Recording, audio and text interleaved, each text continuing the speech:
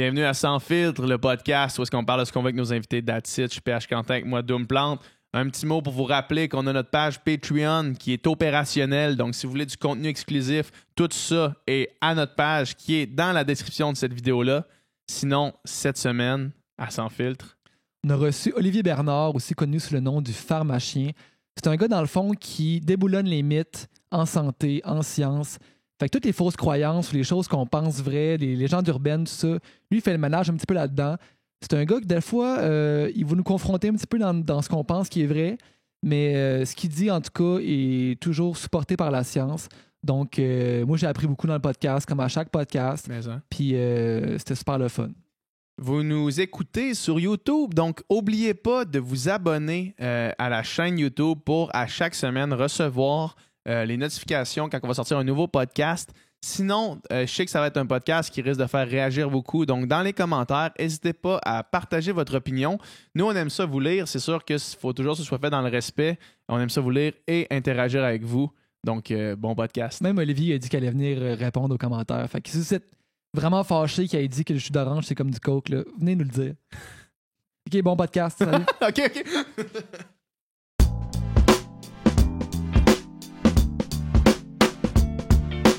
Olivier, merci beaucoup d'être chez nous. Hey, merci, je suis content d'être là. Yes.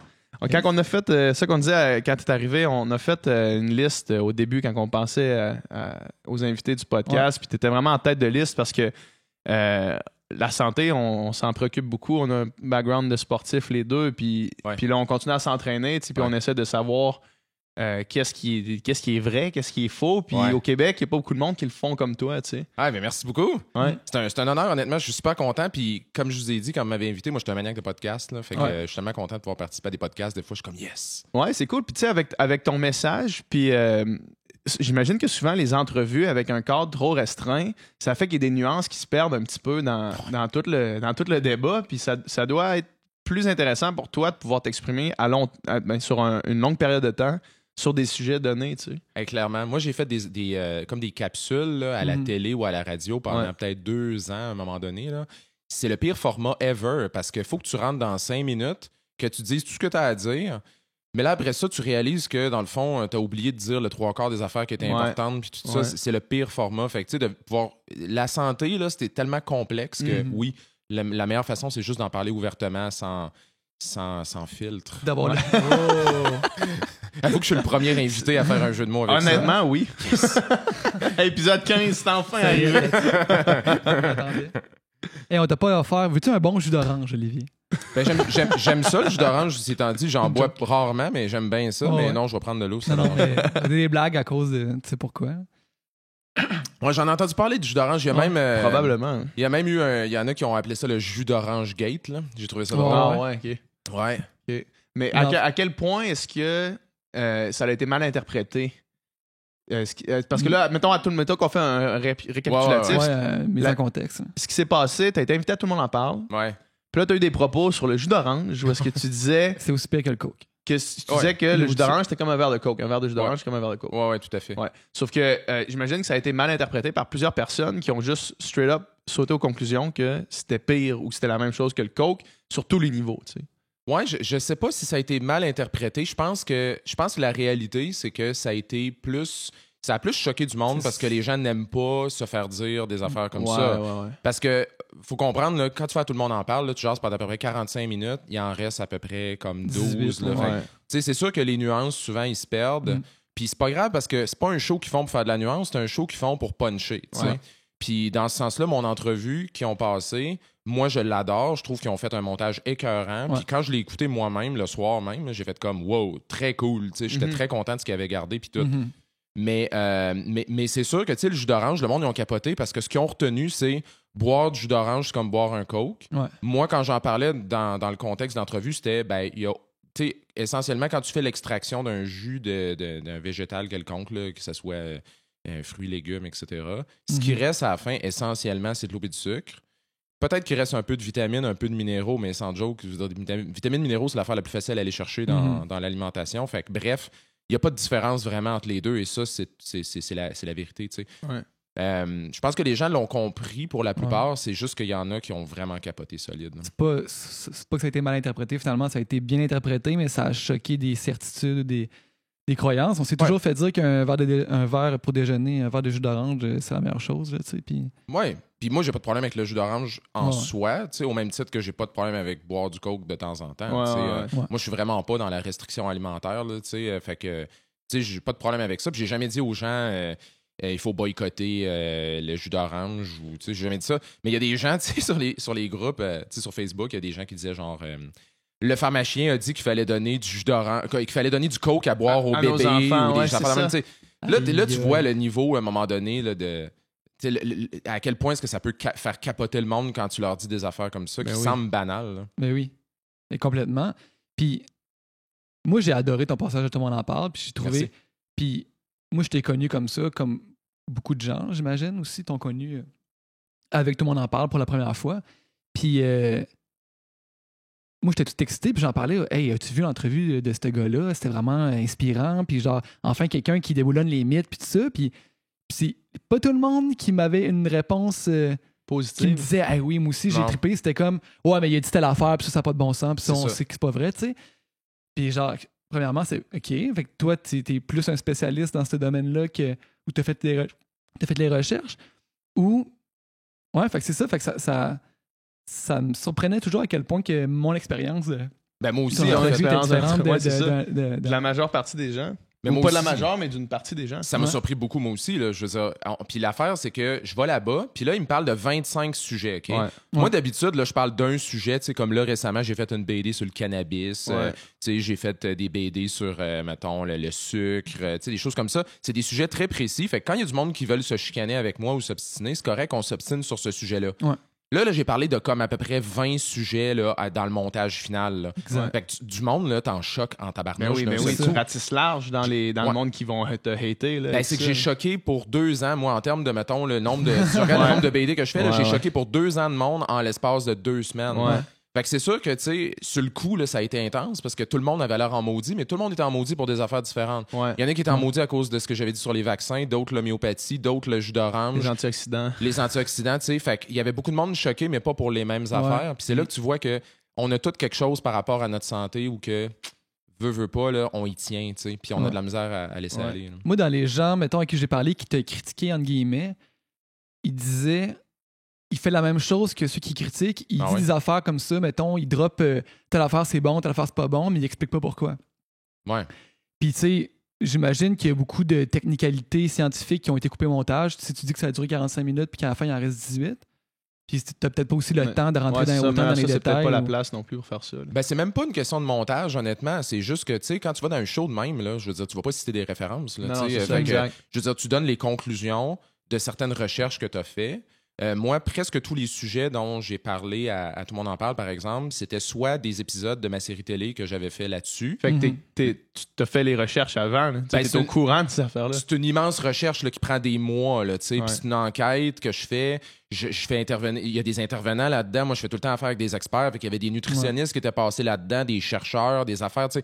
Fait que moi, à un moment donné, j'arrive à la TV puis je donne voici la conclusion de la recherche que ça a donné. Mais là, c'est sûr que quelqu'un qui trippe pas sur ce que je fais ou tout ça, il va dire, ben oui, mais là, il fait juste dire des conclusions de même, qui sort ça de son chapeau. Excuse, mais c'est parce que moi, si je sors des conclusions de même de mon chapeau, là, j'ai un ordre professionnel là, qui me check. Là, je vais me faire sacrer dehors de mon ordre. Là. Je peux pas dire des affaires de même à gauche puis à droite. Là. Fait que j'ai pas le choix que mes affaires ils soient tight là, d'une façon ou d'une autre. C'est clair. Est-ce que tu penses que... en fait, toi, est-ce que quand tu as des propos, est-ce que tu as des propos qui sont pas nécessairement toujours... sont pas alignés vers les mêmes gens, vers les mêmes croyances, tu fais juste déboulonner tous les mythes. Puis est-ce que tu penses que tu te mets à dos aussi des gens de ta propre formation, de ton propre milieu? Ben oui, c'est sûr, mais c'est pas vraiment... Honnêtement, c'est pas une tonne, là, tu sais, comme... la plupart des professionnels de la santé, des scientifiques, ils adorent ce que je fais pour la simple et bonne raison qu'on pense la même affaire. Je veux dire, dans le monde scientifique, t'es pas controversé. Là. Ben non, pas du tout. Dans le sens où eux sont super contents. Moi, j'en ai constamment du monde qui viennent me voir dans les salons du livre, qui me parlent dans mes conférences, sont comme des médecins, des pharmaciens, des nutritionnistes, des biochimistes. Eux, ils trippent parce qu'ils sont comme crime. C'est toutes les choses qu'on veut dire. Puis toi, ce qui est cool, c'est que tu as la plateforme pour le dire. Pour le faire, parce que tu sais, j'ai réussi à aller chercher Mais tu l'as construit, ta plateforme. Ben oui, mais c'est surtout que j'ai été capable d'aller chercher le grand public, qui est la crowd quand même tough à aller chercher pour des sujets comme de la science, de la santé. Parce que la santé et la science, ça peut être plate longtemps, là, si c'est présenté d'une manière aride, etc. Fait qu'eux, ils trippent, tu sais. Mais c'est sûr qu'il y en a quelques-uns qui n'aiment pas ça, tu sais. Puis, tu sais, je sais, par exemple, que mes positions sur l'homéopathie, tu sais, il y a des pharmaciens qui aiment ça, l'homéopathie, là. Il y en a, là. Ben oui. Il y a des médecins. Puis ça doit vendre beaucoup aussi en pharmacie. Ouais, mais ça... Oui, puis honnêtement, là, c'est pas tant que ça. Non? Il y a des produits homéopathiques en pharmacie? Ouais, des produits homéopathiques, il y a des cures détox, il y a des produits pour perdre du poids. Il y a comme une section dans toutes les... Ouais, il y en a de la cochonnerie dans les pharmacies, là. Puis les pharmaciens sont au courant de ça et la vaste majorité, ça les fait capoter. OK. Donc, ils sont contents que moi, j'en parle parce qu'ils se disent, ben, ça va peut-être faire la bouger demande les va choses. changer, l'offre aussi. Ben, soit la demande va changer ou soit, à un moment donné, il y a quelqu'un qui va se réveiller et qui va faire comme, hey, c'est le temps qu'on fasse le ménage dans les pharmacies. Ça a plus rapport d'être là. Puis qu'on sorte la crap. Le pharmacien, il n'y a pas de contrôle là-dessus. Qu'est-ce qu'il met sur ses tablettes? La vaste majorité des pharmaciens, c'est des salariés. Comme moi, par exemple. Moi, je fais du remplacement. J'ai travaillé dans peut-être une centaine de pharmacies différentes depuis 5 ans. J'ai aucun pouvoir décisionnel sur rien. La plupart du monde, ils ont des jobs, ils sont payés, c'est pas des propriétaires. Là, Puis même les propriétaires, souvent, ils n'ont pas grand-chose à dire parce que souvent, c'est les chaînes, donc les pharmaprix, genre Uniprix, etc. Là, les bannières, les chaînes de pharmacie. C'est souvent eux qui décident parce qu'eux, ils ont eux, ils ont des deals avec des distributeurs puis tout ça. Fait que c'est une grosse game, là. C'est une grosse game business plus que vraiment des décisions purement cliniques. Là. Ça, je veux qu'on en parle un petit peu du milieu pharmaceutique puis du lobbying dans le milieu pharmaceutique parce que du point de vue extérieur de quelqu'un qui est informé, mais pas tant que ça, j'ai l'impression que il y a une grosse partie qui se joue puis au détriment de celui qui va s'acheter les produits au final, tu sais. Totalement. Puis là, est-ce que tu parles des médicaments ou tu parles en général? Moi, l'exemple que j'ai, mon père, il travaille, il est neurochirurgien. Sérieux? Puis lui, dans le fond, il fait des opérations pour il implante des électrodes dans le cerveau pour le Parkinson. Fait que c'est une opération qui est apparue dans les dernières décennies, peut-être. Puis, tu sais, une électrode comme ça, c'est monétairement, ça vaut cher, tu sais, autant pour les distributeurs que pour les hôpitaux qui achètent, le système de santé, tout le kit. Puis, il y a quand même une game de qui va fournir ces électrodes-là. Puis ça, c'est ce que moi, j'ai pu observer, mais j'imagine que, parce que c'est mon exemple extrêmement précis, mais j'imagine que at large, c'est comme ça pour toutes. Oui, regarde, je vais prendre ton exemple parce que ton exemple, il était écœurant, OK? Puis déclinons-le de différentes façons, OK? Tu as des compagnies qui font des électrodes pour traiter le Parkinson, c'est ça? Puis là, je connais pas l'efficacité, je connais pas ce produit-là pas en tout, mais on va supposer que c'est un produit qui est efficace. C'est très efficace. Bon, good, excellent. Donc, à la base, le produit qu'ils font, il est fantastique. C'est un super bon produit. Fait que ça change la vie des gens. Ça change littéralement. Ça change des vies, ça sauve des vies. Je veux dire, c'est extraordinaire comme produit. Fait que ce à quoi il faut s'opposer ou être méfiant, ou c'est pas par rapport au produit en tant que tel. Le produit est bon. Le problème, c'est comment est-ce que les compagnies le commercialisent. Bien évidemment, ils veulent faire de la promotion là-dessus. Fait qu'ils font du marketing. Comment tu fais du marketing? De différentes façons, en faisant des campagnes publicitaires, en ayant des représentants qui vont aller voir les médecins, qui vont essayer de vendre leur bébelle, etc. On sait pertinemment qu'un médecin qui se fait visiter par des représentants pharmaceutiques est influencé. De toute évidence. Ça, on l'a vu. Là, c'est démontré. C'est démontré dans la littérature scientifique. C'est très démontré. Un médecin qui se fait visiter par un représentant pharmaceutique, peu importe. Là, même si le représentant rentre dans le bureau et qu'il dit comment ça a été ta fin de semaine puis qu'il parle juste de leur fin de semaine ou du golf, là, il se fait influencer. Ça peut être ça le truc, même. En fait, c'est souvent ça. Ça fait partie de la game. Chum avec le médecin. Ça fait partie de la game. Puis en passant, j'ai travaillé dans l'industrie pharmaceutique pendant 6 ans dans le passé. Donc, je la connais, la game, parfaitement. Là, donc, ils font du marketing, ils font de la vente sous pression. On peut remonter un peu plus loin. La compagnie, elle a fait des études pour prouver que ces électrodes sont efficaces. Est-ce que ces études-là, ils ont été bien construites? Des fois, les compagnies ont tendance à comme twister un peu les études pour s'assurer qu'ils vont donner à peu près le résultat qu'ils veulent. Ça ne veut pas dire que l'étude n'est pas bonne, ça ne veut pas dire que l'électrode n'est pas bonne, mais ça veut dire qu'elle s'est assurée qu'elle allait avoir des résultats qui sont vraiment très hauts. Ils ont peut-être choisi les comparateurs pour que ça les arrange. Peut-être qu'ils ont eu à un moment donné une étude qui n'a pas bien fonctionné. Oups, ils l'ont pas publiée, celle-là. Ils ont juste été oubliée. Ouais, elle a été oubliée de côté, oubliée entre guillemets. T'sais. Fait que ça, c'est des stratégies que les compagnies vont utiliser pour essayer de pousser leur produit le plus possible. Est-ce que ça veut dire que le produit est pas bon? Non. Ça veut dire que la façon de s'y prendre est mauvaise. Et ça, il faut qu'on lutte contre ça, honnêtement, ce genre de pratique-là. Ouais. Puis ça, mettons, au final, est-ce qu'il y a une espèce de surenchère de ces produits-là par les compagnies? Dans quel sens? Ben, admettons que tu réussis à justement prendre certaines études, cibler tes résultats positifs, dissimuler les résultats négatifs, faire valoir une plus-value à ton produit à toi. J'imagine que tu rajoutes aussi une valeur monétaire à ça. Ben, en fait, t'en vends plus. Je veux dire, c'est ça le point. Le point, c'est que si t'es capable de démontrer par toutes sortes de stratégies de marketing que ton produit, c'est le meilleur, puis que tu es capable de convaincre le médecin que ton produit, c'est le meilleur, ben, il va en utiliser plus. Puis là, ben, tu te fais une tonne de cash. Je veux dire, c'est ça l'idée.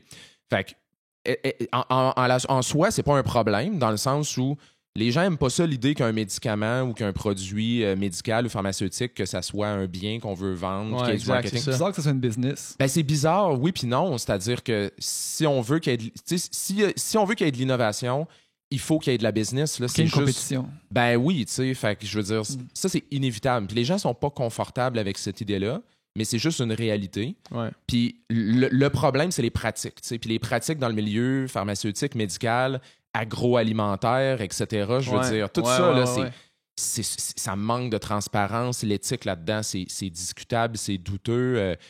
Fait que, tu sais, ça, il faut qu'on change des choses à ce niveau-là. Le gouvernement ne met pas ses culottes. Souvent, la réglementation à ce niveau-là manque beaucoup n'est pas assez stricte. Fait que il est là le problème, finalement. Là, il y a plusieurs problèmes. Puis, tu sais, l'exemple du gars aux États-Unis, je me rappelle plus c'est quoi son nom, c'était la médicamentation pour le sida, je crois. Martin Shkreli. Pharma-Bro. Ça, qu'est-ce qui s'est passé dans ce cas-là? Parce que lui, puis là, c'est pas un sujet que je connais énormément, mais lui, dans le fond, il avait Il a acheté les droits d'un médicament que les gens qui sont atteints du sida prennent, puis il a augmenté de 1000% le prix. C'est ça. Puis c'est parce qu'il n'y avait pas d'autre compétition?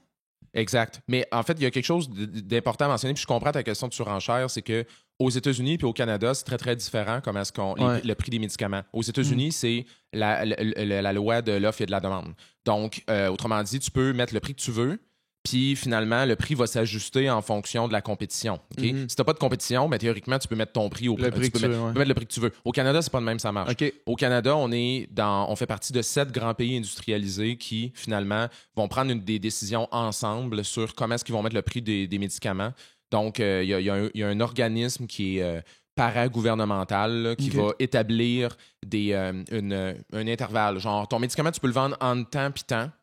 Puis donc, c'est pas les compagnies qui décident à combien ils vendent. Fait qu'au Canada, on est chanceux à ce niveau-là. Ouais, d'être protégé de ça. On est chanceux. Par contre, le problème qu'on a au Canada, c'est le problème des médicaments génériques. Je sais pas si vous êtes un peu familier avec le concept. Médicaments génériques, c'est des médicaments qui sont des copies de médicaments originaux. Qui sont dans la pharmacie, mais qui sont la marque maison. Oui, puis il y a ça sur les tablettes, mais nous, au laboratoire, quand tu travailles comme pharmacien, la majorité des médicaments qu'on passe, c'est des copies. Là. C'est pas des vrais médicaments, genre... Tu as du Viagra, là, pour utiliser un nom que tout le monde connaît. Tu as du Viagra, puis tu as du Viagra générique. Donc, c'est une compagnie qui fait une copie de Viagra. Puis ça, ces médicaments-là, chez nous, ici, sont très, très chers parce que, justement, eux, ils bénéficient du fait que le marché est contrôlé. Puis tout ça, fait qu'eux, ils peuvent vendre leurs médicaments copiés à des prix qui sont exorbitants, alors que, finalement, c'est pas nécessairement... Ça devrait être beaucoup plus bas. Fait qu'il n'y a pas juste des avantages ou des inconvénients à notre situation. Là. Ouais. Mais au final, ces médicaments-là génériques reviennent quand même moins cher aux consommateurs. Oui. Que les médicaments de marque. Ah, tout à fait. Puis moi, d'ailleurs, tu sais, pour ça que la plupart des pharmaciens et pharmaciennes vont ils recommandent les génériques. Oui, on recommande les génériques parce que, tu sais, c'est moins cher pour l'État, c'est moins cher pour la personne, c'est moins cher pour les assurances. Les pharmaciens, en plus, les pharmacies font une marge de profit qui est plus élevée dessus. C'est vraiment à l'avantage de tout le monde. C'est juste qu'eux autres ne se sont pas tapés la recherche puis tout ça. Oui, c'est ça. C'est ça qui est un peu frustrant, mais en même temps, on en a besoin des copies, là, tu sais, parce qu'à un moment donné... une compagnie, elle a un brevet sur un produit, puis elle le vend pendant tant d'années. Après ça, c'est comme, OK, ben là, quand tu as fait ton cash, là, supposément, ben regarde, on passe à autre chose. Puis ça, c'est encore là, c'est tout à fait correct. Il y a un certain nombre d'années qu'une compagnie peut garder l'exclusivité d'un brevet. C'est combien d'années? Ben en fait, c'est 20 ans, mais 20 ans, c'est un peu embêtant. C'est 20 ans à partir du moment où tu as fait la demande de brevet. Mais le moment où tu fais ta demande de brevet, là, c'est que là, t'es loin d'avoir un médicament. Il n'est pas cette tablette encore. Ben, en général, là, t'es en éprouvette. Tu es en train de faire des expériences avec une pipette puis mettre des petites gouttes sur des cellules. Là, tu fais une demande de brevet parce que tu penses que ta molécule elle a un potentiel. Mais là, il te reste peut-être 15 ans de recherche à faire. Fait que si t'es chanceux, ouais, c'est ça. Fait qu'il va peut-être te rester 5-8 ans sur le marché pour pouvoir rattraper. Fait que c'est pour ça que les médicaments sont chers de même. C'est que les compagnies veulent rattraper peut-être des fois 15 ans de recherche en l'espace de 5 ans. Ouais. C'est une des raisons là, pourquoi ça coûte cher de même. Je comprends. C'est intéressant, ça. Vraiment. J'aimais, quand tu es allé à Tout le monde en parle, justement, pour rebondir encore sur les médicaments les médicaments en pharmacie et l'homéopathie aussi. Ouais. J'aimais quand tu disais, je pense que c'est qui était à côté de toi? En tout cas, quelqu'un qui te dit ouais, mais si c'est l'effet placebo, c'est cool, c'est cool pareil, tu sais. Ouais. Mais tu sais, l'effet placebo, c'est cool tant que personne se fasse de l'argent sur le dos de quelqu'un qui y croit, là, tu sais. Ça, j'ai vraiment trouvé ça. Je suis tellement d'accord avec toi. J'ai trouvé que c'était. Ben, c'est ton propos. Fait que c'est moi qui ai dit ça? j'imagine que t'es d'accord Ouais. avec moi. Mais ce n'est pas que j'ai dit ça. lui-même. Ah, ça, c'est bon, ça, c'est bon. Mais c'est vrai, c'est vrai. J'aurais dû dire ça. Ah, je l'ai dit. Ouais. Ah, good. Ouais. C'est vrai parce que, tu sais, mettons, tu prends l'extract de pissenlit, là. OK, ça, c'est quelque chose. C'est quelque chose. Ma blonde, elle avait une bouteille d'extrait de pissenlit. Ah, c'est un vrai produit? C'est des pilules d'extrait de pissenlit. Ah, je pensais que tu avais inventé ça. Non. Puis c'est comme ça réduit l'inflammation, tu sais. OK. Moi, tu sais, nous deux, on vient d'un milieu scientifique. Nos pères, c'est des médecins, tu sais. Ouais. Puis il y a quand même deux personnes assez cartésiennes. Puis moi, ça, j'ai jamais cru à ça. Jamais. Sauf que quand je suis confronté à quelqu'un qui y croit, je me questionne quand même. Je me dis, est-ce que ça a des bienfaits, tu sais, sur la santé? Est-ce que ça peut améliorer quoi que ce soit, tu sais? Puis, Mais tu sais, c'est ça. Avoir un esprit critique, c'est pas de tout accepter ou tout nier, c'est d'être entre les deux. Ben, Puis, tu sais, exact. quand t'arrives une nouvelle affaire, c'est de faire l'examen critique de ça. Si ça passe pas l'examen, ben ça le passe pas. Ouais. Mais si tu le rejettes tout de suite, c'est pas mieux non plus, je crois. En fait, là, tu sais, c'est quoi l'affaire? C'est que dans le domaine de la santé, là, OK, on fonctionne avec la médecine basée sur les données probantes. C'est-à-dire que avant de faire des affirmations, on peut les tester. On peut les tester dans des essais cliniques. On peut faire des vérifications. Et puis après ça, on peut arriver avec certaines réponses. OK? C'est essentiellement la santé, c'est de même, ça marche. OK?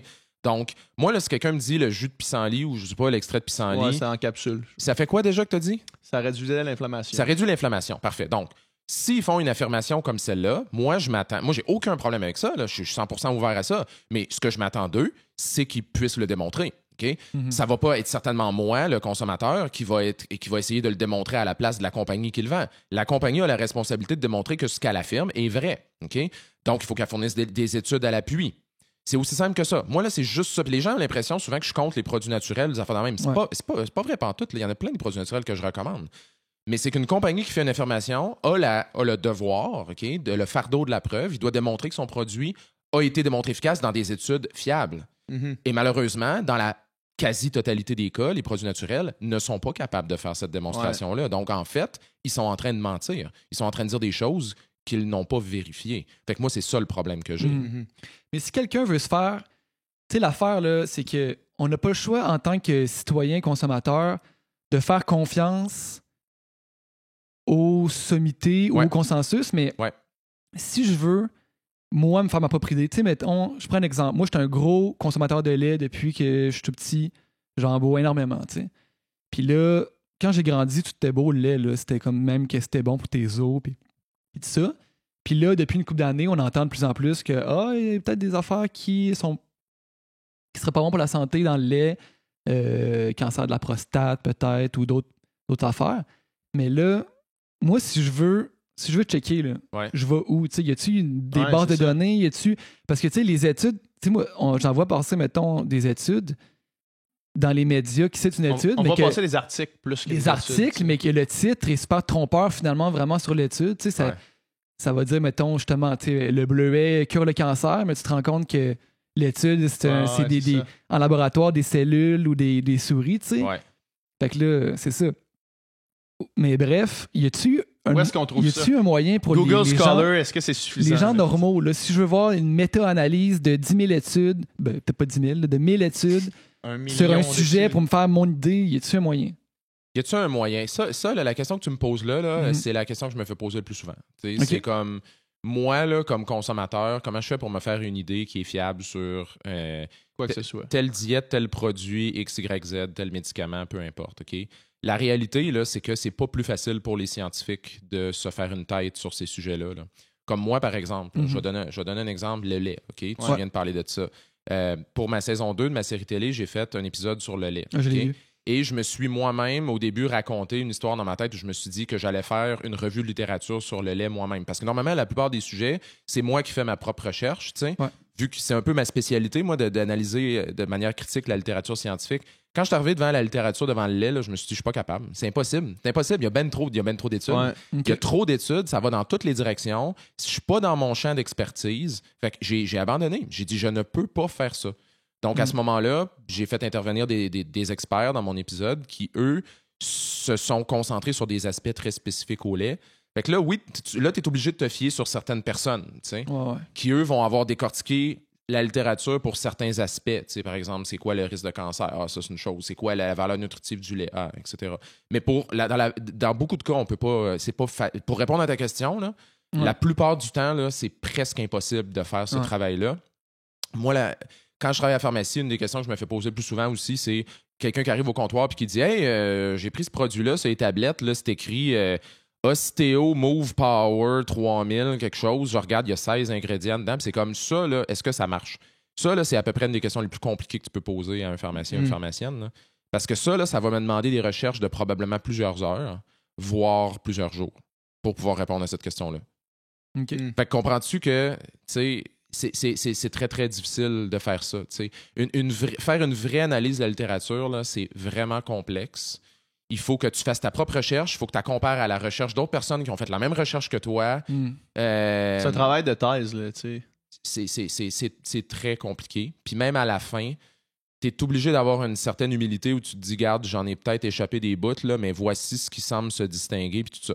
Le meilleur bet, là, c'est ce qu'on appelle les revues systématiques. Des revues systématiques, c'est dans le fond des groupes qui sont complètement indépendants de tout le monde, indépendants de l'industrie de X, Y, Z. Puis eux, ils vont faire une analyse de toute la littérature, puis ils vont aussi analyser la qualité des études. Parce que des études là, de crap là, qui se publient, là, en fait, la majorité des études qui se publient, c'est n'importe quoi. Ah ouais. C'est des études pourries, là, que tu peux rien. Puis moi, je sais, je suis là-dedans à journée longue. Là. C'est ça le problème. Fait qu'ils vont faire, mettons, des analyses de toute la littérature sur un sujet, puis ils vont en tirer des grandes conclusions. Tu as des groupes comme Cochrane, par exemple, si les gens veulent aller là-dessus, cochrane.org. Ils font ça. C'est extraordinaire, c'est fantastique, Cochrane. Mais fait que là, tu vas pouvoir trouver des réponses à certaines questions que tu te poses. Okay. Fait que des fois, il y a des moyens de faire ça comme ça, mais c'est ça, c'est vraiment difficile. Parce que, tu sais, je prends encore l'exemple du lait. Quand j'ai écouté ton épisode, là, ça m'a un peu rassuré dans un sens, tu sais, qu'il n'y avait pas nécessairement de raison nutritionnelle de pas consommer de lait, mais que aussi c'était pas essentiel qu'on pouvait le c'est zéro essentiel. Substituer par autre chose. Oui, totalement. C'est ça le consensus de la... Sauf que là, je suis en train de dire... Oui, c'est que le lait, ça c'est neutre. Ben, moi, j'ai grandi en me faisant dire qu'il fallait absolument consommer du lait et des produits laitiers pour être en bonne santé. Là. Ça, c'est n'importe quoi. Là. Je veux dire, c'est l'industrie laitière qui nous a mis ça dans la tête. Là. On n'a aucunement besoin de lait pour être en santé. Là. Je veux dire, le lait, c'est une bonne source de protéines, c'est une bonne source de calcium. Ton calcium, tu es capable d'aller chercher ailleurs facilement. Puis tes protéines aussi. Fait que, je veux dire, pas besoin du lait. Mais c'est pas mauvais d'en consommer non plus. Là, je suis en train de lire des ordonnances d'Alain Vadeboncoeur. Ouais. Puis là, lui, il dit qu'il arrêtait d'en consommer puis qu'il y aurait des liens avec le cancer de la prostate. Fait que là, c'est comme... C'est vrai, Alain, Alain dit ça? Ouais, il dit ça. Crime, c'est drôle parce que j'ai pas lu tous les chapitres du livre d'Alain. Tu sais, je le lis comme je le lis, il est sur ma table, puis je le lis comme dans le désordre un peu. Là. De temps en temps, je vais m'asseoir puis je lis un chapitre. Mais c'est ça qui est embêtant, tu sais, c'est que oui, c'est sûr que tu peux regarder puis dire il y a une augmentation du risque de cancer de la prostate. Mais là, comment est-ce que tu prends une décision clinique en lien avec ça? Premièrement, c'est quoi l'augmentation de risque? Là, tu vas lire, mettons, il y a une augmentation de 20%. Oh shit, c'est beaucoup. Ouais. Mais en même temps, c'est quoi ton risque de base? C'est 0,1%. Fait que 0,1% augmenté de 20%, ça fait 0,12. C'est ça. Tu sais, fait que c'est pas une grosse augmentation. Par contre, si dans ta famille, il y a une historique de cancer de la prostate, là, ça amène toute une autre twist là-dessus, tu sais. C'est pour ça que prendre des décisions individuelles sur des affaires de même, là, c'est un défi énorme, là. Énorme défi, là, tu sais. C'est ça que j'ai compris, justement, en lisant son livre, que souvent, on voit ça comme super gros, ces augmentations-là. 15%, 20%. Mais tu sais, faut comprendre qu'une augmentation de 20%, c'est pas 20 fois plus, là, c'est 1,2 fois plus. Tu sais, c'est pas une grosse augmentation. Puis si c'est, mettons, quelque chose qui touche une personne sur 1000, ça va toucher 1,2 personnes sur 1000. Là, tu sais, Puis ça, c'est probablement le concept qui est le plus déformé dans les médias. Ben oui, Tu sais, les médias aiment ça dire on vient de découvrir que telle chose augmente de 3 fois le risque de cancer, ou à l'inverse, que quelque chose est lié à 3 fois moins d'Alzheimer, mettons. Tu sais. Puis là, tu regardes, mais ce qu'ils te donnent, c'est juste une façon de présenter les chiffres. T'sais. Puis quand tu regardes vraiment, OK, mais le 3 fois plus, 3 fois moins, c'est par rapport. C'est quoi les chiffres de base? Puis tu te rends compte que dans le fond, c'est des micro-différences. Là, Fait que c'est une stratégie malhonnête qui est utilisée malheureusement. Mettons qu'on entendrait, ça augmente de 100% tes chances. Ça veut pas dire que tu as 100% de chances de l'avoir. Non. Et que tu as 2 fois plus de chances. Non, puis les statistiques, là, c'est super dur à comprendre. La majorité des gens du public ne maîtrisent pas bien les chiffres, les statistiques. Et la majorité des professionnels de la santé ne maîtrisent pas bien les statistiques. En plus, c'est ça. Oui, exact. Là, on va pas se leurrer. Là, je veux dire, les pharmaciens, les médecins, les nutritionnistes, c'est pas tous des experts des stats. Là. Fait que eux-mêmes, des fois, peuvent se faire un petit peu avoir par ça. Puis je dis pas qu'Alain se fait avoir parce qu'Alain, c'en est un qui est très, très fort là-dessus. Je pense que dans ce cas-ci, c'est probablement une décision qu'il prend personnellement. Puis, tu sais, Alain puis moi, on est des amis, on se connaît super bien. Puis, il y a des choses qu'on fait, lui puis moi, qui sont pas rationnelles totalement. Là. Puis, on se niaise par rapport à ça, on le sait. On fait comme moi, je prends comme exemple, au début, je riais de lui parce qu'il prenait du zinc quand il y avait le rhume pour prévenir le rhume. Puis là, je riais de lui tout le temps. Puis, à un moment donné, je regardais des études, je vais c'est pas fou finalement. Puis là, à ce temps, j'en prends du zinc. Fait que tu vois, c'est ça, c'est jamais blanc ou noir. Mais souvent, on peut quand même tirer des conclusions en disant, par exemple, regarde, il y a des bonnes chances que ça marche pas ou il y a des pas pires chances que ça marche. T'sais. Souvent, on est capable de dire ça. Moi, j'étais en train de quasiment commencer à boire du café à cause de lui. Là. Ah ouais, pourquoi? Parce que j'en ai jamais bu dans ma vie, puis j'ai toujours été méfiant, puis je me suis dit, ça reste quelque chose ça reste une drogue très douce, mais ça reste une drogue pareille. Puis tu sais, j'ai pas le goût d'être dépendant à rien dans la vie, puis c'est pour ça que j'ai jamais vraiment consommé, à part dans des situations extraordinaires, des drogues, là, de l'alcool un peu, mais encore là, pas de façon habituelle, quotidienne. Là. Fait que là, je me suis dit, si je commence à prendre ça à chaque jour, c'est comme un stimulant à chaque jour, puis à un moment donné, je pourrais plus m'en passer. Mais lui, c'est quoi son point? C'est que la caféine, c'est bon ou quoi? C'est que la caféine, c'est bon. Hein? Non, je vais l'appeler tantôt. Non, mais c'est déjà. Non, mais. Il dit qu'une consommation moyenne, là, il dit même de 3 à 5 tasses, je trouve ça beaucoup. Là. Ouais, mais c'est vrai. Il dit qu'il n'y a pas d'effets négatifs puis qu'il manque des effets positifs. Oui, tout à fait. Puis il y en a des effets positifs, comme par exemple, pour les gens qui s'entraînent, la caféine, c'est un super bon pour augmenter la performance, très, très efficace. Toi, t'en prenais d'ailleurs? Moi, j'en prenais beaucoup. Puis en pilule, pas en café, en pilule de caféine. Puis, T'es-tu sérieux? Ouais, mais moi, écoute, c'est le nutritionniste que je suis allé voir. Puis là, en rétrospective, maintenant que je me suis intéressé plus à la nutrition par mon passage au véganisme, on en reparlera plus tard, mais je me suis intéressé à la question davantage, tu sais, puis pour réaliser que ce que je m'étais fait dire avant, c'était peut-être pas nécessairement la bonne affaire pour moi, tu sais. Ouais. Puis, mais ce qu'elle m'avait dit, cette nutritionniste-là, c'est avant tes entraînements, jusqu'à 400 mg de caféine avant tes entraînements, puis ce qui est 4 pilules de 100 grammes, tu sais, ce qui est à peu près 8 cafés, là, mettons, là. Puis ça me mettait dans une zone, tu sais, j'étais le meilleur physiquement, mes capacités physiques étaient bien T'avais avec pas ça. Le cœur qui pompait trop, genre? Non, j'avais pas le cœur qui pompait trop, mais ce que ça faisait, c'est que ça déréglait complètement mon cycle de sommeil. Ouais. Genre, ça me fuckait up complètement. Je pouvais plus faire de sieste, j'avais les 2 yeux grands ouverts de même. En compétition, c'était encore pire. Là. Ouais. Tu prends ça avant tes finales, tu nages à 6 heures le soir en finale, tu prends 4 pilules de caféine avant les finales. Tu dors pas de la nuit, là. C'était pas mieux le lendemain matin, tu sais. Ouais. Ouais, c'est ça, c'est que tu peux pas avoir une intervention pour la santé qui a juste des bénéfices, là, tu sais, je veux dire, tu vas tout le temps avoir des désavantages. Fait que la caféine, ça peut augmenter la performance sportive, ça c'est bien démontré, on le sait, fait que dans ce sens-là, c'est intéressant, tu sais. Après ça, ben oui, ça peut nuire au sommeil, il y a des gens que ça va augmenter leur pression artérielle, etc., tu sais, fait qu'il y a aussi des drawbacks, là. Est-ce que la caféine, c'est bon ou pas bon?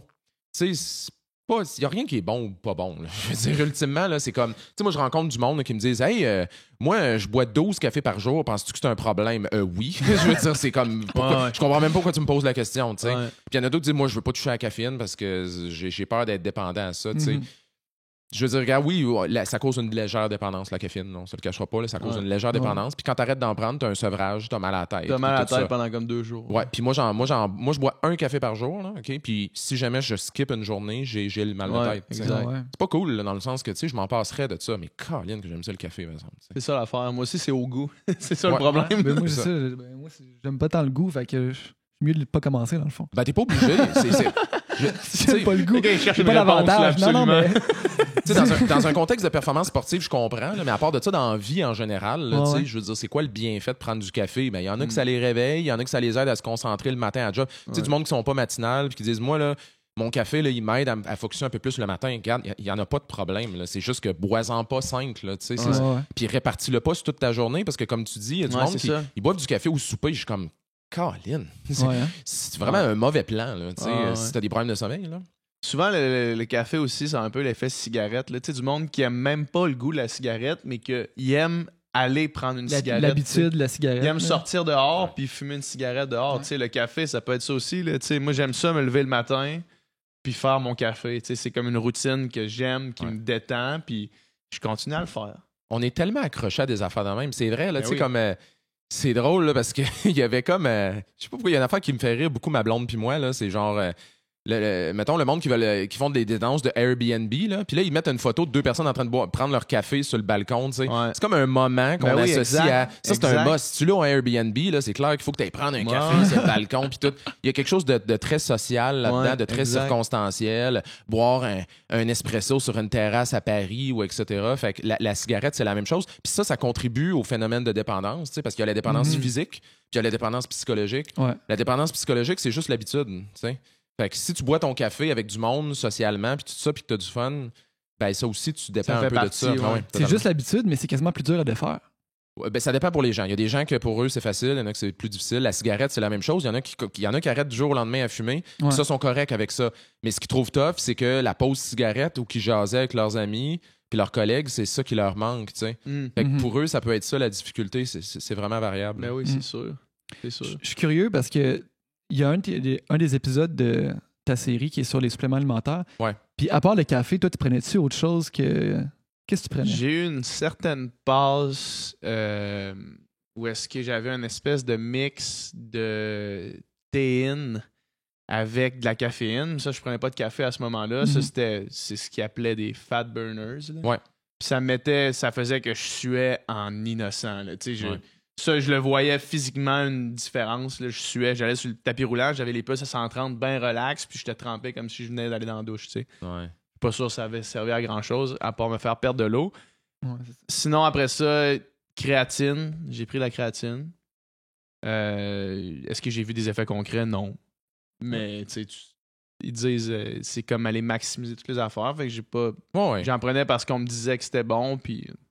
Après ça, des protéines, de la whey. Puis dans le domaine du sport, c'est ça qui est embêtant, c'est que les athlètes, c'est les principales victimes de tout le marketing autour des suppléments. Probablement, oui. Puis moi, je suis pas un athlète, là, mais du point de vue d'un athlète, je comprends tout à fait que tu te dis, regarde, s'il y a quelque chose qui peut améliorer de 5 parce qu'exemple, la créatine, c'est un bon exemple. La créatine, on parle des augmentations de performance de 3 à 5 c'est ça. Moi, on me disait 8. Puis je me disais 8, c'est pas beaucoup. Mais... Mettons que c'est 8. Oui, c'est ça. Mais je me disais 8, c'est pas beaucoup. Mais crime, je donne tellement toute ma vie pour ça. C'est ça. Que 8 c'est toujours bien 8 plus. 3 à 5 quand ça se calcule en centièmes de seconde, ça fait une différence. C'est pareil. Là. Oui, puis ça, je le comprends. Puis à la limite, c'est pas un problème. En autant que c'est sécuritaire. Là, puis les suppléments de créatine, si c'est pas un supplément qui a été spiké avec d'autres affaires puis tout, c'est pas nécessairement dangereux de prendre la créatine. Fait que moi, j'ai pas de problème à ce qu'un athlète fasse ça. Mais monsieur, madame, tout le monde, on le voit, là, je veux dire, nous, on vend dans les pharmacies des suppléments de créatine, ce que je trouve complètement aberrant, là, on s'entend. Là. Puis là, t'as le dos qui est comme, je commence à m'entraîner au gym, là, je me suis pris un entraînement chez Énergie Cardio. Là, je pensais commencer à prendre des suppléments pour m'aider. C'est comme, non, c'est ça, même. Je veux dire, commence par t'entraîner comme du monde, là. Puis comme on verra, là, si un jour là, tu veux faire un podium, on s'en reparlera. Les athlètes de haut niveau, c'est une fraction 1% de la population. C'est ça, exact. Moi, il y avait des gars qui se faisaient justement leur chèque de créatine au Econo Fitness. Puis, les gars n'étaient pas en shape. Là. Je veux dire, je le voyais. Là, les gars, ils n'étaient pas en shape. Il y avait du travail à faire, 1 million de travail à faire avant d'aller chercher ce 5%-là. Là. Ils ont des 75% à aller chercher avant d'aller chercher ça. C'est des petites affaires faciles. Moi, j'ai fait une entrevue avec une nutritionniste qui, elle entraîne des athlètes olympiques. Là, genre, elle entraîne des athlètes de judo là, qui sont des machines de guerre, là, on s'entend. Puis elle dit, souvent, ce qui les amène à moi, ils viennent me voir parce qu'ils veulent optimiser leurs suppléments. Et moi, j'optimise, dans le sens que je m'imagine que je suis un nutritionniste, là, mais elle dit, finalement, ce que j'optimise, c'est leur alimentation. Elle dit, ça, c'est déficient souvent. Leur alimentation n'est pas bonne. Et ça, je l'optimise. puis je les amène à délaisser certains suppléments dont ils n'ont pas besoin. S'ils veulent continuer à les prendre, ils les prendront, mais souvent, c'est juste la nutrition. Puis les gens, souvent, ils ne réalisent pas à quel point la nutrition, c'est la base de bien des affaires dans la vie, là. Bien plus que les produits naturels, les suppléments et même, dans certains cas, certains médicaments. Oui. Mais ça, la nutrition, justement, parlons-en, parce que beaucoup de gens peuvent se sentir perdus par rapport à ça, par rapport à toutes les croyances qu'on a. T'sais. Moi, pendant un bout, je mangeais un steak quasiment tous les jours parce que, justement, je m'entraînais. Puis ce que je croyais, c'était que c'était la meilleure chose que je pouvais prendre pour mon apport en protéines, pour toute l'équipe. Puis là, je m'entraîne quasiment autant que je m'entraînais avant, maintenant. Puis, plus de la même façon, ouais, mais malgré tout, j'en mange pas, puis j'en ai juste pas besoin, tu sais. Puis moi, dans ma tête, c'était la seule affaire qui était vraiment optimale, tu sais. J'imagine qu'il y a tellement d'idéologies différentes, puis c'est difficile de savoir comment on se retrouve là-dedans. Mais qu'est-ce qui fait, en fait, que en santé, puis particulièrement en nutrition, j'ai l'impression que c'est tellement difficile de savoir il est où le vrai là-dedans. Oui, c'est le pire. C'est la pire chose. Pire. La santé, à la base, c'est dur là, de se faire une idée. Là. La nutrition, là, c'est le sous-segment de la santé où il y a le plus de pseudosciences. Si on parle d'autres domaines de la science, je parle d'astrophysique, là, jamais quelqu'un qui dit je crois pas qu'à la théorie de la gravité. Il y en a. Il y en a. Mais tu sais, c'est moins. Il me semble que les trous noirs, là, genre, il y a moins de personnes qui doutent de l'existence des trous noirs que des monde qui doutent. Ouais. Mais voici l'affaire, c'est que toi, c'est qui s'intéresse aux trous noirs dans la vie ou le trou noir, là, quel impact il y a sur notre vie à toi puis moi? La nutrition, c'est à chaque jour, 3 fois par jour. Là, oui, puis c'est tout le monde. C'est 100% de la population. Fait que tout le monde a l'impression qu'il a son mot à dire sur la nutrition parce que ça nous rejoint dans notre vie. On a toutes des expériences très personnelles, des anecdotes, des choses auxquelles on croit très fermement. Tout le monde a un aliment que ça, on est comme ça, je peux pas en manger. Telle chose, ça me fait telle affaire, etc. Fait que tout le monde devient un peu un expert de la nutrition pour soi-même, ce qui est correct. Moi, je trouve ça super. Là où ça devient embêtant, c'est que souvent, les gens ont tendance à généraliser. Ouais. Donc, tu vas avoir des gens qui vont qui vont prendre des choses de eux, puis là, ils vont comme dire, voilà, c'est ça, c'est 100% de la population qui doit faire ça. Moi, j'ai coupé le gluten. Il faut que tout le monde coupe le gluten, tu sais. Fait que c'est beaucoup ça. C'est que tout le monde sent qu'il y a un mot à dire sur la nutrition plus que sur les trous noirs, mettons. Ouais. Mais est-ce que c'est pas ça qui fait que c'est difficile aussi? Parce que, tu sais, clairement, on remarque que différentes personnes réagissent différemment à certains aliments. Si tu regardes juste, mettons, des gens qui sont straight up allergiques ou bien qui sont intolérants à certaines affaires, clairement, certains aliments, pour certaines personnes, causent différentes choses. Oui. Mais est-ce que, plus largement, ça peut être différentes diètes, telle diète pour une personne pourrait vraiment pas fonctionner, pour une autre personne plus fonctionner? Ben oui, c'est sûr. Oui, définitivement. Ben oui, c'est clair. Fait que où la vérité, l'absolu, dans le fond, il n'y en a pas, finalement? En fait, là, ça dépend. C'est-à-dire que il y a une chose encore là, puis ça, je suis super content que tu me dises cette affaire-là parce que souvent, les gens ils ont l'impression que quand on fait des études cliniques, ils ont l'impression que l'étude clinique doit leur donner une réponse pour eux spécifiquement. C'est pas de même que ça marche, la science. Là. Une étude clinique, le principe, là, ou peu importe une étude que tu fais sur une diète quelconque, mettons, là, ce que tu vas faire, c'est que tu vas prendre un méchant gros groupe de personnes, puis tu vas regarder qu'est-ce qu'ils mangent, puis tu vas essayer de tirer des conclusions. Fait que ce que ça te permet de faire, c'est de tirer des grandes conclusions pour l'ensemble de la population, autrement dit, là, la majorité des gens. Okay? Mais à partir du moment où tu as trouvé certaines affaires, exemple, on va sûrement en parler tantôt, là, mais on le sait aujourd'hui, là, une des rares choses qu'on sait avec certitude dans le domaine de l'alimentation, là, c'est que manger le plus de végétaux possible, c'est pas mal la meilleure affaire que tu peux faire pour ta santé. Là, okay? Ouais. Ça, il n'y a pas personne qui en doute de ça. Fait que ça, c'est la grande conclusion pour tout le monde. Mais là, après ça, tu vas avoir des gens qu'eux autres, ils vont se mettre sur une diète végétarienne, puis ça va être horrible. Là. Je veux dire, ils sont pas capables de la toffer. Fait qu'il y a tout le temps un niveau de customisation, si on veut. Faut que tu prends les études, puis après ça, ben là, oui, pour chaque personne, il y a des petites variabilités interindividuelles. Mais les grandes conclusions, ils restent quand même valides pour peut-être comme 95% de la population, là, ce qui est quand même majeur. Mais ça n'empêche pas que toi, tu peux être intolérant à X, Y, Z. Nous autres, on a du monde, qui nous écrivent, qui veulent devenir vegan, mais qu'ils sont allergiques à tout ce qui est soya, tout ce qui est légumineuse. Puis après ça, c'est comme... Qu'est-ce que je fais? Ben, ça va être difficile. Tu fais dur en crise parce que je sais pas comment tu peux t'arranger là. Ça va être dur, c'est peut-être faisable, mais ça va être difficile. Puis ça risque d'être une alimentation qui va être assez plate. Ben oui, c'est ça. Puis qui risque d'être pas très nutritive non plus. Fait que, à un moment donné, il faut arrêter de penser qu'il y a une diète qui fonctionne pour tout le monde. Puis c'est ça le problème en ce moment. C'est quand il y a une diète qui devient à mode, c'est bon pour tout le monde. À écouter les gens qui font la promotion de ça. Il y a une couple d'années, c'était le paléo. qui était bien populaire, hein, qu'il faut manger comme les hommes des cavernes. Parce que maudit qui était en bonne santé, les hommes des cavernes. Maudit qu'il y avait une belle espérance de vie, eux autres. Ben, il y avait une pas pire espérance de vie. Vrai? Ouais, sérieux, ils vivaient quand même beaucoup plus vieux qu'on pense. Mais il y avait toutes les maladies qui existent aujourd'hui, les artères bouchées par le cholestérol, le cancer. Ça existait à l'époque des hommes des cavernes. Ouais. Le monde mourait, mais on se disait juste lui, il est comme mort de sa belle mort, mais le gars, il a le cancer de tout le corps au complet. Ben, c'est que soit on le savait pas, ou encore il vivait pas assez. On pense qu'il pouvait vivre facilement dans la cinquantaine, des choses comme ça, mais les maladies qu'on voit aujourd'hui, beaucoup, c'est des maladies qui se développent justement à partir de 50 et plus. Comme la plupart des cancers, etc. C'est des maladies. Il vivait pas jusqu'à temps que ça chie complètement. Exactement. Fait qu'il y a eu la diète paléo, puis là, à un moment donné, c'était le paléo pour tout le monde, surtout les athlètes. Après ça, il y a eu le sans gluten. Le sans gluten, là, il y a eu une passe à un moment donné où il y avait des études, des sondages qui disaient que il y avait genre 30% de la population à un moment donné qui se déclarait comme intolérant au gluten. Ouais. C'est absurde. 1%. En fait, c'est 1% qui a la maladie cœliaque, qui peut vraiment pas en consommer. Puis après ça, il y en a peut-être des gens intolérants au gluten, ça se peut, mais c'est pas 30% de la population, je suis désolé, là, tu sais.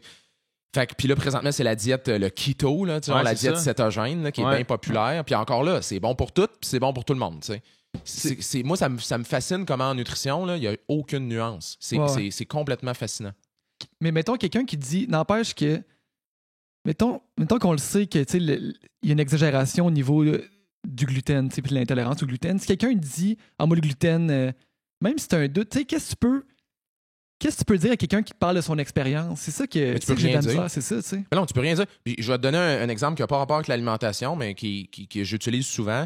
Moi, quelqu'un qui vient me voir à la pharmacie et qui me dit moi, là, je prends de l'homéopathie, puis il maudit que ça m'aide pour telle affaire. Moi, ma réponse à ça, là, c'est good for you. Je suis vraiment content. T'sais, n'importe quoi qui va t'aider pour tes maux de tête, tes maux de dos, je m'en sacre. Je suis bien content pour toi que ça aille mieux. Ce qui est extrêmement différent d'une personne qui vient me voir et qui me dit hey, j'ai vu ce produit-là, ces tablettes, c'est un produit homéopathique, est-ce que tu me le conseilles? Grosse différence. Moi, je ne vais jamais remettre en doute. Chacun est apte de juger ce qui est bon pour lui. Là, okay? Moi, je ne vais pas aller dire à quelqu'un t'es donc un cave de prendre ça, c'est clair que ça ne marche pas. Et je pense pas que la communauté scientifique, c'est pas ça qu'elle fait non plus. L'affaire, c'est est-ce qu'on peut recommander la diète paléo, la diète céto ou les affaires? Est-ce qu'on peut la recommander aux gens? La réponse, ça peut être non. Mais il va rester toujours des gens qu'eux, ils vont l'essayer puis vont dire c'est-tu quoi, moi, là, je l'ai essayé, puis moi, ça fait la job pour moi. Ben, good for you, tant mieux, il n'y en a pas de problème. Mais moi, je ne vais pas la recommander à la personne moyenne, parce que je sais que ça ne fera pas la job. Puis la diète que tu peux recommander, c'est laquelle pour les gens qui nous écoutent? Moi, j'avais entendu dire que la meilleure diète, c'est la diète méditerranéenne. C'est vrai? Oui, en fait, là, l'enjeu en nutrition, c'est qu'il y a des. La nutrition, premièrement, c'est une science qui est très jeune. Okay? Ça fait pas si longtemps que ça qu'on s'intéresse à la nutrition. Ça fait pas si longtemps qu'on fait des grandes études aussi. Puis l'enjeu aussi dans les études qu'on a en alimentation, c'est qu'on va faire beaucoup ce qu'on appelle des études épidémiologiques. Autrement dit, c'est pas une étude où que tu vas prendre des groupes de personnes, tu vas dire OK, vous, on va vous mettre sur telle diète, toi, on va vous mettre sur une autre diète, puis là, on vous suit pendant 5 ans. C'est très rare qu'on fait ça. Là. Une étude, ce qu'on appellerait contrôlée, randomisée, etc. C'est rare qu'on fait ça. Ce qu'on fait plutôt, c'est qu'on va regarder qu'est-ce que les gens mangent typiquement. On va leur faire des questionnaires. Puis ensuite, on va suivre ça pendant des années où on va regarder OK, toi, tu as développé un cancer. Qu'est-ce que tu as mangé dans les 10 dernières années?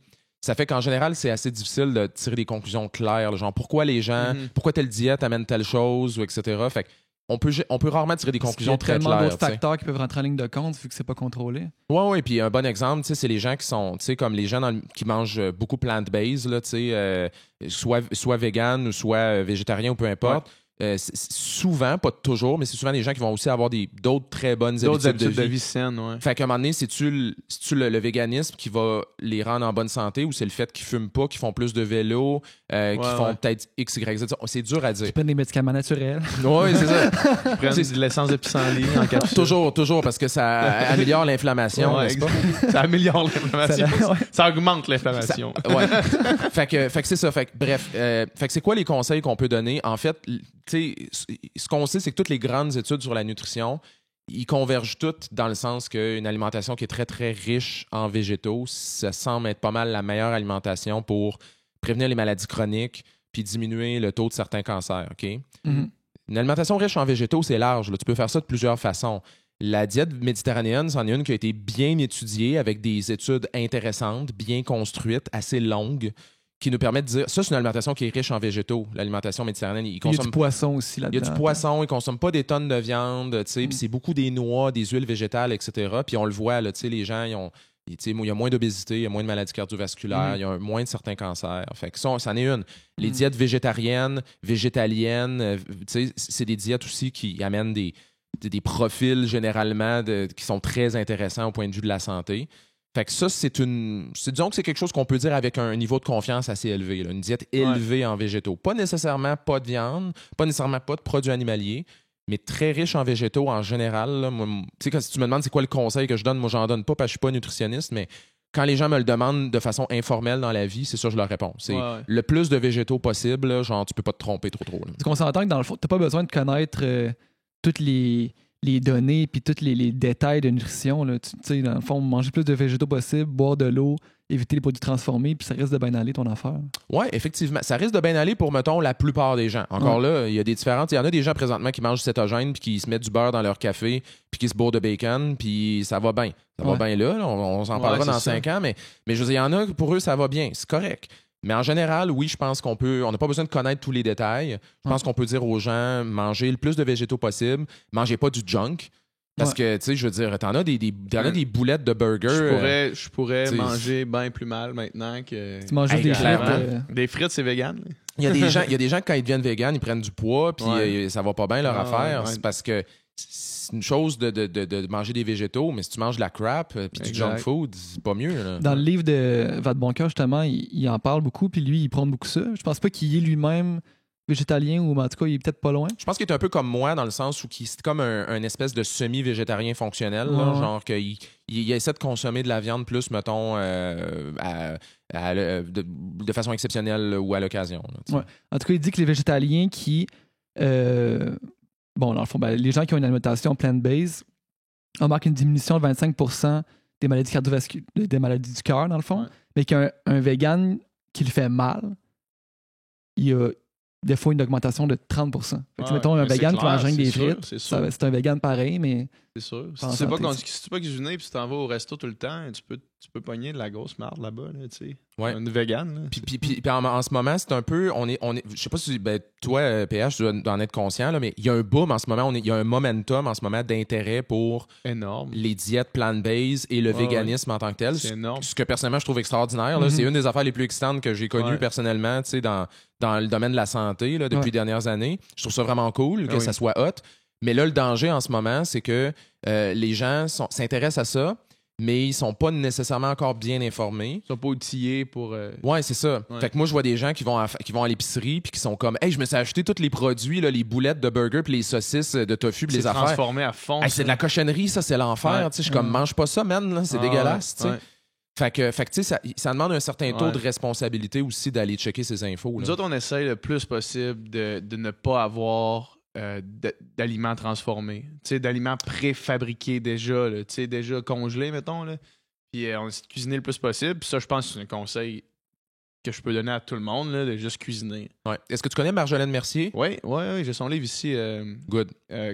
Ménager la chèvre et manger le chou. Oui, je le mélange tout le temps, là, ou manger la chèvre, mais ça peut pas être manger la chèvre. Ménager la chèvre, manger le chou. Mais tu sais, elle, ce qu'elle propose, elle puis Hélène Baribeau, qui sont deux nutritionnistes, puis elle, ce qu'ils proposent, c'est une alimentation végétale minimalement transformée, tu sais. Oui, exact. Donc, évidemment que tout le junk, tu essaies d'en manger le moins possible. Tu en manges pareil, là, je veux dire, des biscuits Oreo, c'est bon en tabarnouche, là. C'est correct d'en manger, mais il faut que tu en manges le moins possible. Puis, tu essaies de cuisiner quand tu es capable. Tu évites d'acheter justement des produits qui ont rajouté un paquet de sucre, un paquet de sel dedans, tu sais. Fait que quand tu combines les deux, là, beaucoup de végétaux, le moins de junk food possible, là, ça commence à donner de quoi qu'il y a pas mal d'allure pour la majorité du monde. Ouais. Puis, si on parle de la diète Ceto, premièrement, parce que toi, tu nous disais que tu avais étudié le cas beaucoup quand même. J'ai fait un épisode là-dessus pour la saison 3. Il n'est pas encore diffusé, mais j'ai fait une grosse recherche là-dessus, puis c'est le sujet. Là. C'est basé sur quoi, puis en quoi est-ce que ça se tient ou non? Ouais, c'est ça. Je sais pas si tu comprends ma question. Je comprends super bien ta question. Dans le fond, c'est que la diète cétogène, pour ceux qui sont peut-être pas au courant, là, c'est le gros hit de 2018, vraiment. Là, c'est un mouvement planétaire. C'est une diète où le principe, c'est de manger le plus de gras possible, OK? Le gras sous toutes ses formes, et de consommer le moins possible de glucides et idéalement aucun glucide. OK? Donc, qu'est-ce qu'on va manger? Ben, on va manger tous les gras. Donc, évidemment, il y a le gras animal, du steak, des choses comme ça. Les gras végétaux, donc les huiles végétales, de l'avocat, des choses comme ça. Fait que ça, tu manges de ça. Et ce que tu manges pas, c'est tous les glucides. Donc, évidemment, c'est tout ce qui est pain, pâtes, céréales. Mais c'est aussi les légumineuses, c'est aussi les fruits. Les fruits, carrément. Tu peux pas manger de fruits, là. C'est quand même... C'est triste, là. OK? Et le principe en arrière de tout ça, c'est que ça vient de 1920, dans les années à peu près 1920. C'est une diète qui avait été testée pour les enfants épileptiques. Et on se rendait compte que des enfants qui avaient tout essayé pour l'épilepsie, on les mettait sur une diète cétogène, ça semblait diminuer le nombre de crises, de convulsions, etc. C'était ça l'idée. Et là, ça a comme fait une résurgence depuis peut-être à peu près ça, 2, 3, 4, 5 ans, où là, tout d'un coup, c'est comme, il y a des gens qui disent, ben moi, je fais ça pour perdre du poids, je ferais ça pour même prévenir les maladies chroniques, on entend même pour comme traiter le cancer ou prévenir le cancer. En tout cas, c'est la liste de bienfaits, elle est comme longue, là, comme le mur, là. Fait que là, il y a comme une résurgence de ça, mais il n'y a pas plus d'études sur le sujet, tu sais. Fait que c'est comme, il y a un regain d'intérêt, mais toutes ces affirmations-là qui disent que ça fait X, Y, Z ne sont pas plus supportées par des données probantes.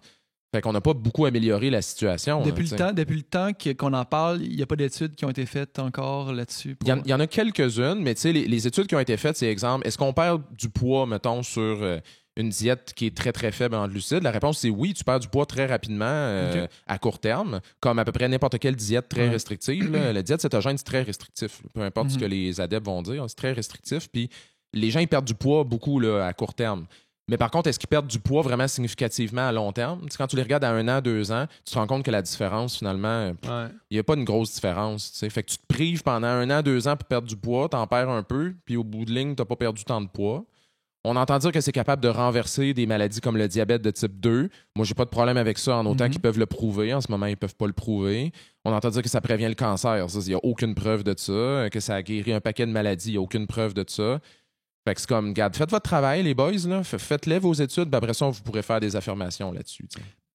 Parce que le sucre, c'est rendu le nouveau... Il me semble que quand j'étais petit, c'était les gras qu'on évitait. Totalement. Maintenant, c'est le sucre qu'on évite. Oh oui, c'est le C'est démon. ça le démon. Ça a été un renversement complet. Là. Ouais. Mais ça, ça c'est bon, il faut en consommer. Mais ça illustre bien comment est-ce que ça fonctionne dans la société, la santé. Là, c'est que les gens veulent des réponses faciles. Fait qu'ils veulent pas se faire donner des réponses. Comme tout ce qu'on jase depuis tantôt, là, on est dans la nuance, on parle de « Hey, les diètes véganes, c'était intéressant, c'est peut-être pas bon pour tout le monde. » Ça, c'est le genre de discours qu'on devrait avoir. Les gens, ils veulent pas se faire dire ça. Les gens veulent se faire dire « Coupe tel aliment ou tel groupe d'aliments, puis pense-y plus jamais, mangeant plus jamais, puis tout va aller bien. » Fait qu'avant, l'ennemi numéro 1, c'était le gras. Fallait pas manger de gras. Là, à un moment donné, dans les dernières années, c'est devenu le sucre. Là, il ne faut plus manger de sucre. Le monde, il aime ça, couper des aliments drastiquement comme ça, parce que c'est plus simple que de se poser les vraies questions. T'sais. Mais pourquoi les gens sont prêts à accepter ça, mais ils n'acceptent pas quand tu dis buvez le jus d'orange, c'est comme du coke?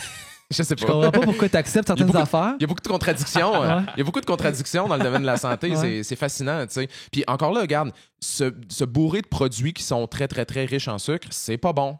Est-ce que ça veut dire qu'il faut couper les fruits puis les légumineuses? Je penserais pas. T'sais, encore là, il y a un manque de nuances.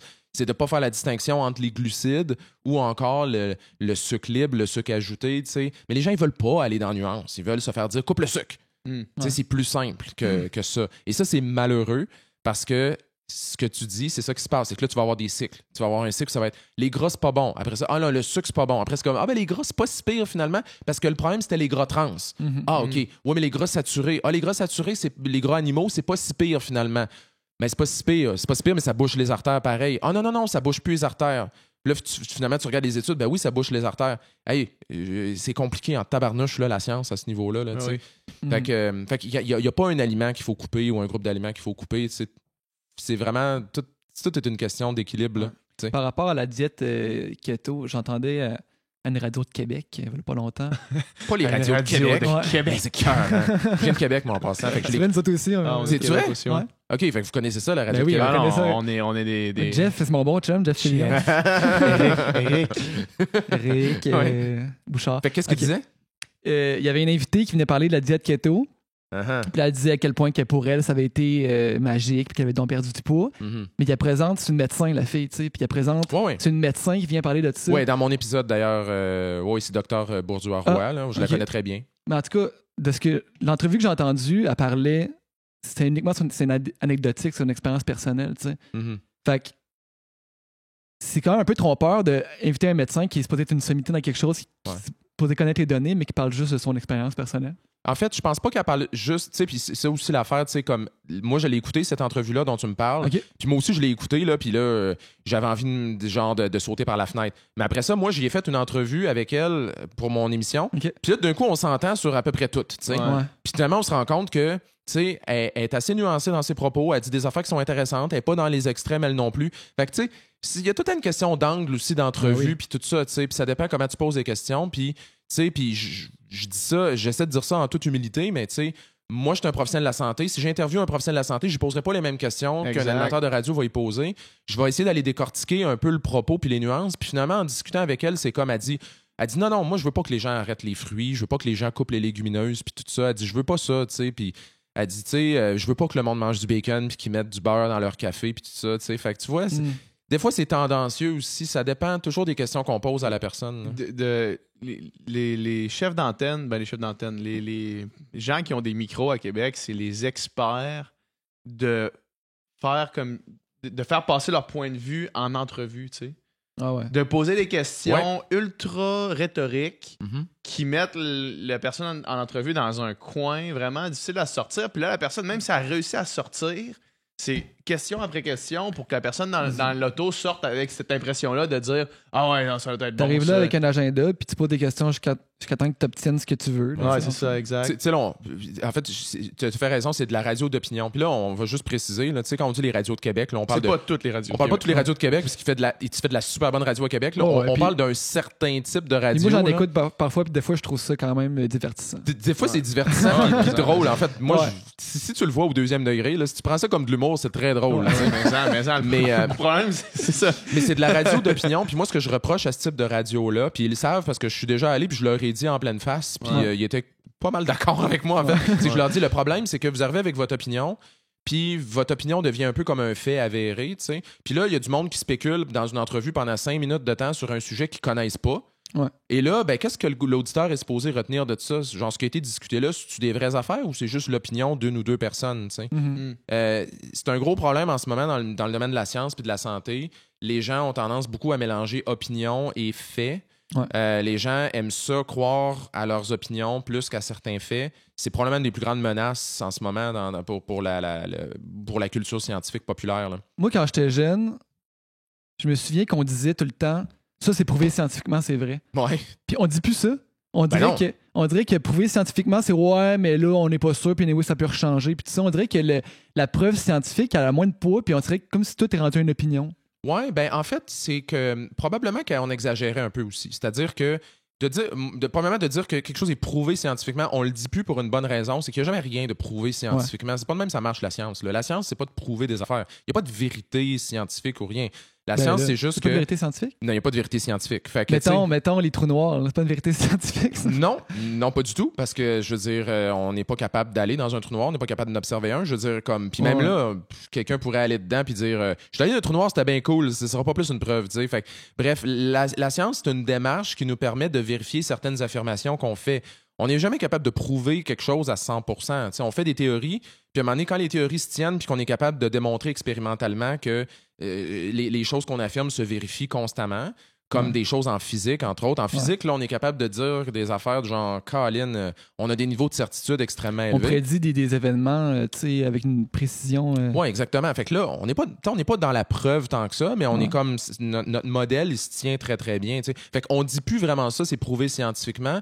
Mais à l'inverse, là, on est comme tombé dans l'autre opposé. Là, on est tombé dans l'opposé où c'est comme, il n'y a plus aucune vérité scientifique, il n'y a plus aucune preuve, il n'y a plus rien.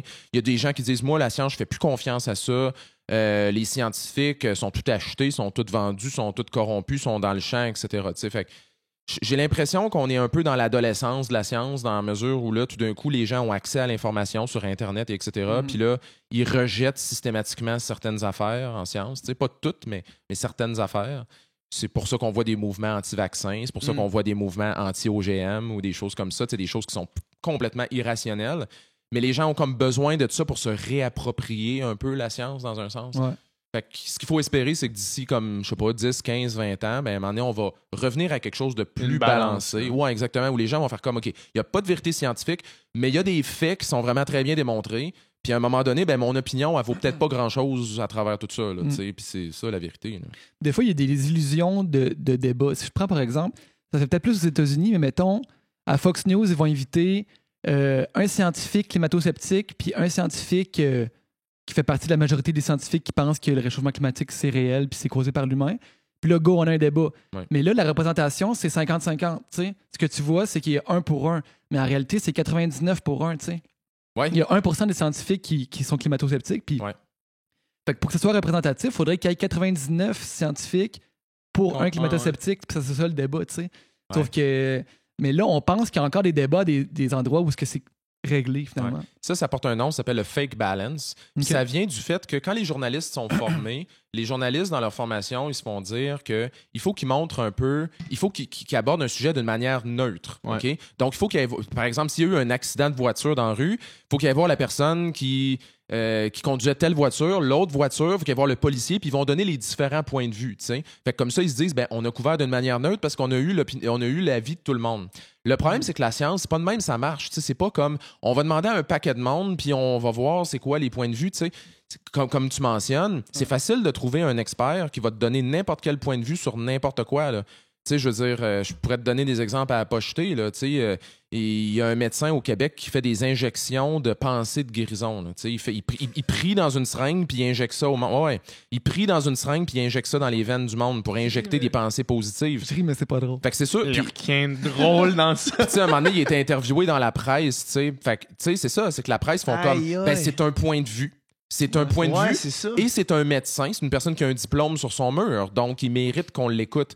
Non, c'est pas de même. Ça, c'est du fake balance. Des injections de placebo, dans le fond. Ben oui, tu sais. Fait que ça, c'est le même point de vue. C'est que des experts, puis là, les gens me voient pas faire le guillemet, mais j'en fais avec mes doigts, des experts qui vont dire que les changements climatiques, ça n'existe pas. Tu vas en trouver des experts comme ça. Le problème, c'est qu'ils représentent une infime minorité. Et souvent, ce ne sont pas des vrais experts. C'est pas des climatologues. Ça va être des géologues ou ça va être des ingénieurs ou du monde qui sont même pas des experts du sujet. Qui ont eu une petite enveloppe brune en dessous de la table d'une compagnie pétrolière.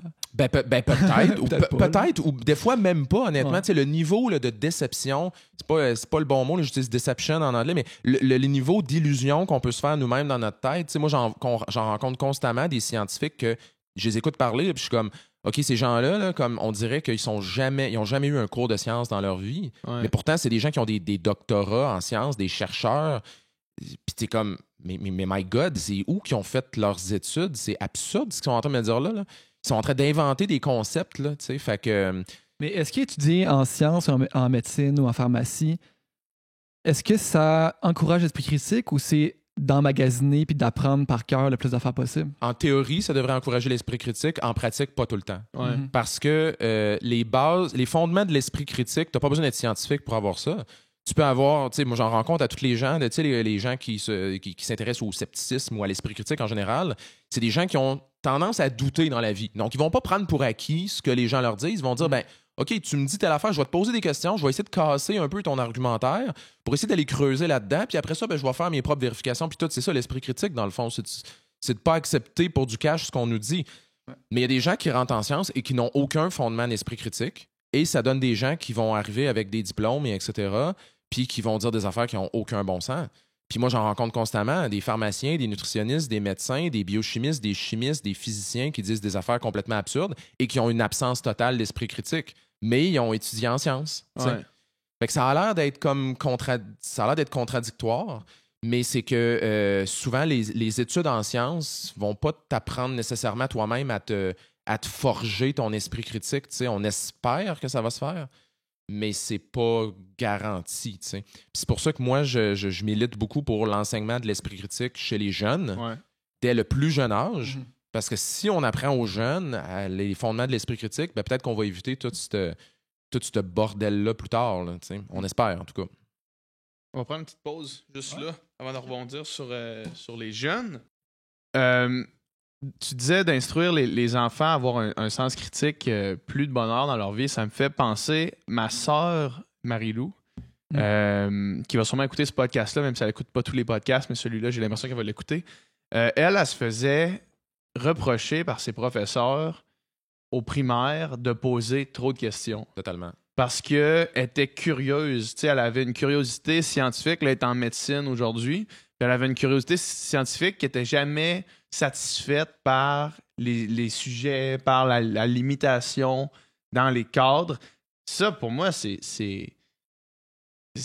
critique comme problème. Ouais. De taper ses doigts d'un enfant qui pose trop de questions. Puis c'était pas parce qu'elle comprenait lentement. C'était parce qu'elle voulait savoir plus sur les sujets, tu sais. Puis à la place de l'encourager à faire ça, on la critiquait de faire ça. Tu sais, Carl Sagan, il y a une citation de lui que je cite à la fin de mon livre, c'est qu'il dit « Tous les enfants naissent scientifiques. » Puis dans le fond, c'est qu'on éteint cette étincelle-là chez la plupart des enfants. Ouais. Il y en a certains qui conservent ça à travers leur vie, mais la plupart, on l'éteint. Mais ils naissent scientifiques parce que les enfants, ils se posent un paquet de questions. Puis là, qu'est-ce qui va déterminer s'ils vont continuer à se poser autant de questions, puis tout ça, puis à être sceptiques de nature, finalement, à être critiques, puis etc. C'est beaucoup ce qu'ils vont avoir comme type de réponse. Fait que si, quand ils posent une question, tu lui dis « ta gueule », ben ça part mal. Ouais. Si tu lui donnes des réponses toutes faites, pré-manchées, faciles, ou etc., tu lui dis « parce que », ou etc., ben à un moment donné, l'enfant, il se décourage, puis il finit par se dire « bon, ben écoute, c'est de même, ça marche ». Ce qui est un peu dommage, c'est que des fois, on enseigne beaucoup aux enfants ce qu'ils doivent penser. Tu sais, on leur dit « voici ce que tu dois penser sur tel ou tel sujet », plutôt que de les amener à se demander comment on pense, comment on réfléchit. Tu sais, quand on se pose des questions, comment on trouve les réponses, tu sais. Puis une des façons principales de développer l'esprit critique chez les jeunes, c'est de leur enseigner la méthode scientifique. Tu sais, la méthode scientifique, c'est pas compliqué, là, c'est 5 étapes. Là. C'est comme tu observes, tu te poses des questions, tu formules des hypothèses, tu fais certains tests ou certaines vérifications, puis à la fin, tu arrives avec une réponse qui est probablement beaucoup mieux que ta devinette que tu avais faite au début, tu sais. Ouais. C'est juste ça. Puis ça, on l'applique tout dans notre vie, dans une certaine mesure, tu sais, sans s'en rendre compte. Mais quand si tu es capable de le montrer formellement aux jeunes, tu sais, voici comment ça marche, puis voici comment est-ce que les scientifiques sont capables de déterminer qu'un satellite qu'on envoie dans l'espace qui va se rendre sur Mars, là, voici comment est-ce que ça fonctionne. Ben, c'est avec la même méthode scientifique que toi, tu es capable de comprendre comment ton grille-pain fonctionne. Là. Si tu es capable de mettre ça dans la tête des enfants, là, ça, là, c'est extraordinaire. Fait que, mais malheureusement, on l'éteint un peu, cette affaire-là, tu sais. Puis, comment tu... En fait, le problème vient de où, nécessairement? Parce que ça vient pas, ça vient pas des professeurs. Je pense pas. Moi, je pense que les profs sont super bons. Ouais, c'est ça. Ouais. Fait que le problème vient de où? Puis comment on rectifie ça, tu sais? Moi, je suis pas un expert là-dedans. Tu sais, je suis loin de penser que je connais vraiment le domaine de l'éducation puis tout ça. Je suis sûr que les profs font un super job. Moi, je pense qu'on a une excellente éducation scientifique aussi. Mais je pense que peut-être que ce qui manque, puis ça, c'est vraiment mon opinion, là, je l'annonce d'avance, mais je pense que ce qui manque peut-être, c'est de peut-être faire réaliser aux jeunes des fois que la science est vraiment dans notre quotidien, premièrement. Et puis ça se fait avec des exemples concrets, OK? Puis deuxièmement aussi, c'est de réaliser que la science, finalement, ça s'applique à peu près, tu peux l'appliquer à tout. Et donc, forcément que si un kid se fait vendre une bébelle, un jouet, qui entend une annonce à la télévision, il peut appliquer les mêmes concepts qu'il a appris sur la méthode scientifique, il peut appliquer les mêmes concepts pour essayer de juger si l'idée ou l'objet qu'on est en train de lui vendre, c'est valide ou pas. T'sais. Fait que moi, je pense qu'il manque peut-être d'un peu de quelque chose de pratico-pratique là-dedans. Puis c'est une question de culture. Moi, je pense que c'est juste pas dans notre culture d'enseigner ça. Ça se fait peut-être plus dans d'autres pays ou, tu sais, je sais pas trop, là, mais moi, je pense que c'est ça qui manque. T'sais, il manque carrément un cours qu'on donnerait aux jeunes où on dirait « Hey, sais-tu quoi? Le cours qu'on donne aux jeunes, là, c'est fondement de l'esprit critique. » Puis appelez ça autrement. Là, appelez ça un nom pour être plus attrayant pour les jeunes. Je m'en vais dans mon cours de fondement de l'esprit critique. Oui, exact. Appelez ça comme tu veux. Là, c'est pas un problème, mais ça devrait être ça en tant que tel. T'sais. Parce que ce que la littérature nous dit, c'est qu'il faut montrer une méthode. Il faut l'apprendre. Il faut montrer aux jeunes comment faire. Présentement, là, le problème, c'est qu'on assume qu'un jeune qui passe à travers tout le système scolaire, à la fin de son système scolaire, il va avoir développé tous les outils d'autodéfense intellectuelle pour se protéger contre les fake news puis contre la bullshit santé et autres. Non, je suis désolé, mais c'est pas vrai. On peut pas assumer ça. Il faut que tu leur donnes des outils puis il faut que tu les fasses pratiquer. T'sais. Fait que ça, à mon humble avis, ça manque un petit peu en ce moment. Fait que ça, on pourrait s'améliorer à ce niveau-là. J'ai l'impression qu'on est appelé à choisir son camp des fois dans le parcours peut-être scolaire entre les arts ou les sciences. T'sais, souvent, c'est comme tu as l'option A ou l'option B. Puis, c'est des choses qui peuvent être super ensemble. Là, c'est pas nécessairement d'être un ou l'autre dans la vie. Puis moi, j'ai découvert que j'aimais les sciences, ou du moins, je me suis rappelé que j'aimais les sciences quand j'ai écouté la série Cosmos sur Netflix. Là, j'en ai déjà parlé dans un podcast. Puis là, j'ai fait, genre, j'apprends plein d'affaires, c'est vraiment intéressant. Puis là, je voulais en savoir plus. Puis là, j'ai écouté toutes les vidéos possibles de Neil deGrasse Tyson sur YouTube que je pouvais trouver. Puis là, je t'ai vu à tout le monde en parle. Puis là, c'est comme l'étincelle, le feu, il est repris, tu sais. Mais je me suis souvenu, après ça, quand j'étais jeune, là, c'est pas des jokes, je me faisais demander qu'est-ce que je voulais être plus tard. Ouais. J'ai déjà dit pendant une période de ma vie que je voulais être astrophysicien. C'est dans mes nice. Ouais. C'est cool. Puis genre, je voulais faire des expériences. Puis, hey maman, on fait une expérience. Puis là, tu sais, j'avais comme tout oublié ça. Puis moi, ça, c'était disparu, parce que même quand je t'ai rencontré, c'était plus là ben même. non, parce que moi, après ça, secondaire, puis cégep, c'était comme les arts, puis la musique, puis tout ça. Puis c'était ça. Mais j'ai eu cette étincelle scientifique-là. Puis là, maintenant, elle est réapparue. Puis je me rends compte que c'est ça. C'est pas obligé d'être un ou l'autre. Puis on a tendance à dire des fois, moi, les sciences, ou tu sais, moi, je suis pas bon en sciences. Tu sais, moi, les sciences, ça m'intéresse pas. Mais c'est pas juste des abstractions, là, c'est des choses super pratiques qui vont te servir dans la vraie vie aussi. Là. Écoute, ça m'interpelle tellement ce que tu dis, là. Puis si ce genre de prise de conscience-là, on pouvait faire en sorte que plus de gens l'aient, là, maudit que ça réglerait des problèmes. Parce que, tu sais, c'est ça, c'est pas tout le monde qui va étudier dans le domaine des sciences, tu sais. Ouais. C'est correct. On veut pas que tous les jeunes deviennent scientifiques, là. Je veux dire, c'est quand même des carrières qui sont arides. C'est des carrières qui sont longues aussi, des longues études, etc. Ouais. C'est un certain type de job qui demande un certain type de personnalité aussi, tu sais. Ça fait pas pour tout le monde. Mais c'est pas important. On s'en fout de tout ça, tu sais. Je veux dire, si on pouvait faire réaliser aux kids puis aux adultes puis tout le monde que la science, c'est 100% de ce qui nous entoure, puis que, dans le fond, on peut tout l'utiliser puis l'appliquer dans notre quotidien. Si on pouvait prendre juste conscience de ça, on triperait bien plus sur la science. Mais oui. Moi, je veux pas plus de... Moi, je pense même pas qu'on a besoin de plus de scientifiques dans la vie. Je pense qu'on a besoin de plus de gens qui prennent conscience de l'importance de la science dans leur vie de tous les jours, tu sais. Les gens... Comment t'appelles ça? Les contraires d'un illettré, là, quelqu'un qui... Mais tu sais, scientifiquement, dans le fond, d'avoir une certaine base, on sait tout compter, lire... écrire, mais en science, on devrait avoir une espèce de base, qu'on est fluide, qu'on parle ce langage-là un minimum. Oui, c'est ce qu'on appelle la littératie scientifique. C'est le mot que je cherchais. Au Canada, on se plaît à dire qu'on est dans les meilleurs pays en termes de littératie scientifique. Là, des fois, il y a des sondages, puis tout ça, puis on se rend compte qu'on est dans les meilleurs. Mais en passant, là, moi, j'ai déjà fait l'exercice. Là, à un moment donné, il y avait une nouvelle qui était sortie il y a peut-être 2-3 ans qui disait « Le Canada est numéro 1 sur 13 pays en termes de littératie scientifique ». Puis genre, quand tu allais voir le sondage à quoi ça correspondait, là, OK, c'est assez pathétique. Là, d'être le meilleur, là, c'est pas hot. Là, genre, c'était quelque chose du genre, là, 43% des gens sont capables de lire une nouvelle scientifique dans le journal. C'est loin d'un article scientifique dans une revue littéraire. Là. Christy, oui, là, je veux dire, normalement, on espérait que 100% de la population puisse lire une nouvelle scientifique dans le journal. Ouais. Parce que dans le journal, c'est écrit pour que n'importe qui puisse comprendre. Fait que si t'as juste 43% du monde qui peut comprendre ça, c'est pas terrible. Là, okay? Non, mais ça. Fait que la littératie scientifique, la culture scientifique, ça, c'est un gros problème, ça manque. Et évidemment, il y a une question d'intérêt aussi là-dedans. C'est comme beaucoup de gens rejettent du revers de la main, comme tu as dit, qu'ils disent « Ah, moi, les sciences, j'aime pas ça. » Tu peux pas dire que t'aimes pas la science. Je veux dire, si t'as un cellulaire dans ta vie puis que t'aimes ce que ton cellulaire fait, t'aimes la science. C'est ça, là, OK? C'est juste que tu réalises pas, t'as jamais porté peut-être attention à tout ce que la science constitue ou apporte dans ton cellulaire, tu sais. Puis... écrire que tu crois pas en les sciences sur ton téléphone, c'est comme assez paradoxal.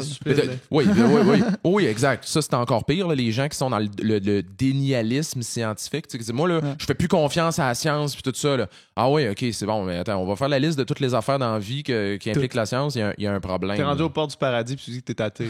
C'est l'équivalent. C'est une excellente analogie. Tu dis d'en face de Dieu que tu crois pas en Dieu.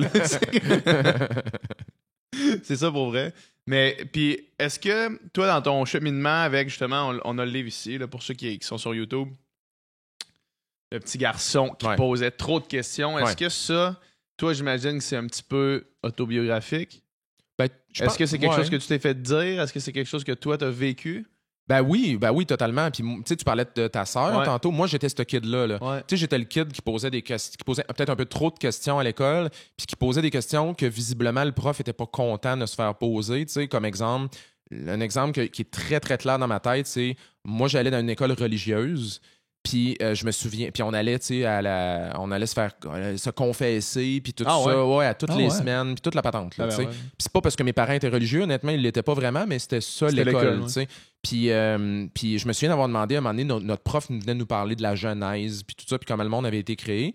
Puis j'ai juste demandé au prof comme les dinosaures sont où dans votre histoire. Puis elle avait été insultée là, de ce que je lui avais demandé, tu sais.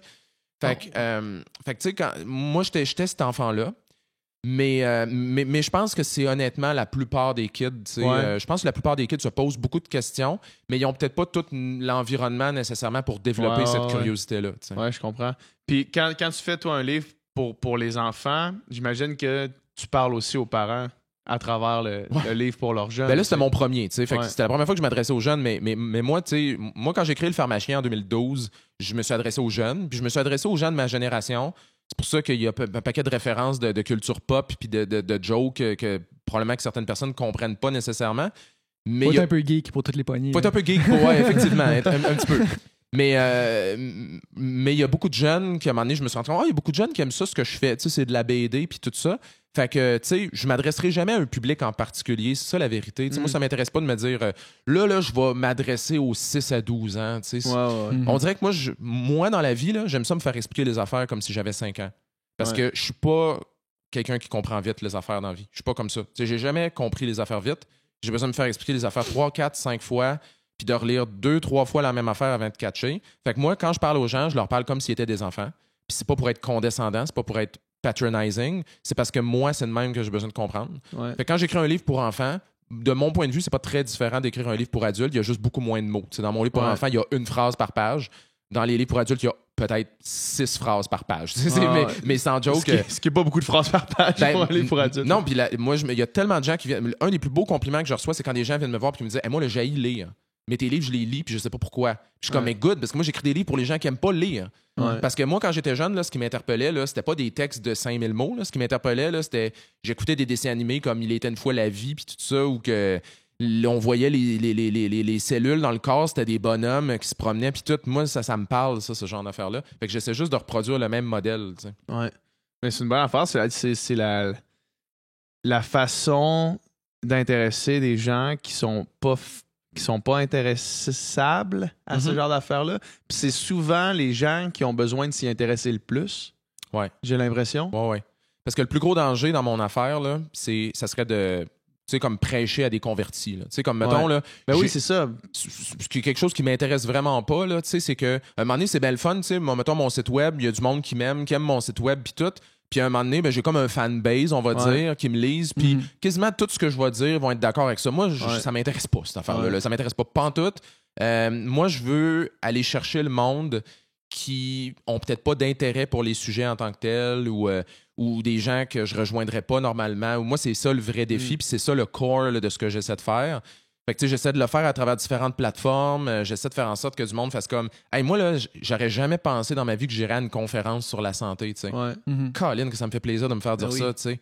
Parce que ces gens-là là, sont tough en tabarnouche à aller chercher. Fait que, tu sais, Alain, tu parlais d'Alain Votre-Bon-Cœur tantôt, ça en est un autre, ça. Alain, là, il va chercher une frange de la population qui s'intéresse pas à ça d'habitude. C'est extraordinaire ce qu'il fait. Tu sais, j'ai beaucoup d'admiration pour lui. Et il n'y a pas le même public que moi. Moi, j'ai mon public. Tu as d'autres personnes qui ont d'autres publics, tu sais. Fait que il faut aller chercher les gens de différentes façons. Tu sais, moi, je le fais avec de l'humour, je le fais avec des jokes qui sont des fois un peu limites. Tu sais, c'est mon style. Fait que c'est ça. On a chacun... Ça prend beaucoup de différents vulgarisateurs qui ont une approche un peu différente. Est-ce que c'est une mission qui est dure à porter des fois? Tu sais, quand tu vois, mettons, les réactions quasiment violentes que les gens vont avoir. Pas quasiment violentes. Violente. Puis, tu sais, sur les réseaux sociaux, puis je pense que même des fois, tu réponds aux gens, ça se peut-tu, ou tu prends part au débat? J'essaie de répondre à 100% des gens. OK. Idéalement. Tu sais, moi, c'est ma mission. Depuis que j'ai créé le Pharmachien en 2012, là, j'ai essayé de répondre à 100% des commentaires. C'est rough. C'est rough, honnêtement, parce que le monde qui sont en maudit, ils parlent bien plus, ils commentent bien plus. Oui. Fait que c'est ça qui est difficile. Puis est-ce que c'est une mission qui est dure à porter? Oui. Puis j'ai vraiment passé proche de lâcher là, à plusieurs reprises. Puis tu sais, souvent les gens font comme hey, toi à cette heure, il n'y a rien qui doit te déranger, le monde qui t'appelle des noms, puis tout ça. Non. C'est ça, c'est parce que... Je suis un psychopathe ou quoi? Là? Genre non. Genre moi, là, me faire insulter, puis de me faire traiter de nom, puis tout ça, j'aime pas ça. Ça tombe dans le personnel. Si, mettons, quelqu'un avance des choses que tu sais que scientifiquement, ça tient pas la route, tu te dis, bah, il est dans le champ, mais tu sais, quand quelqu'un t'attaque personnellement, ça fait toujours mal, j'imagine. Ouais, j'adore la critique constructive, tu sais. Ouais. Puis je l'accueille, puis même je le dis aux gens, je dis critiquez-moi, puis trouvez les failles dans ce que je dis. Puis quand ça arrive, puis ça arrive, là, tu sais. arrive? Oh oui, mettons, j'écris une BD sur un sujet, puis là, à un moment donné, tu vas avoir un dude, là, genre, qui a une profession que je connaissais même pas, là, genre un ingénieur en techno-agro-environnemental, tu sais. Puis là, il va m'écrire, il va dire hey, écoute, ta BD, elle est fun, mais il y a un détail que tu dis que c'est pas vrai. Je suis comme, what, c'est donc bien hot. Puis là, je le corrige, tu sais. Puis là, ça, c'est cool. Fait que la bonne critique, je l'aime, je vais débattre avec le monde, puis tout. J'adore ça. Mais les commentaires violents, là, vraiment, là, pis c'est de la grosse violence, des commentaires gratuits. Me faire dire que je suis vendu à une compagnie XYZ. On l'entend, ça. Hein? Ben, t'es pharmacien, fait que il est vendu par les... Je suis pharmacien, fait que je suis biaisé complètement, ce qui est quand même drôle parce que moi, je suis vraiment aucun patron. Là, je suis pas affilié à aucune bannière, à aucune compagnie, etc. Je suis parti de l'industrie pharmaceutique parce que je t'ai écœuré des niaiseries qui se faisaient là-dedans. Je veux dire, je pense pas en avoir de conflit d'intérêt. Fait que quand quelqu'un me dit juste comme, ben toi, on le sait bien, t'es vendu, je suis comme... C'est sûr qu'il dit que les produits naturels, c'est de la merde, il vend des pilules.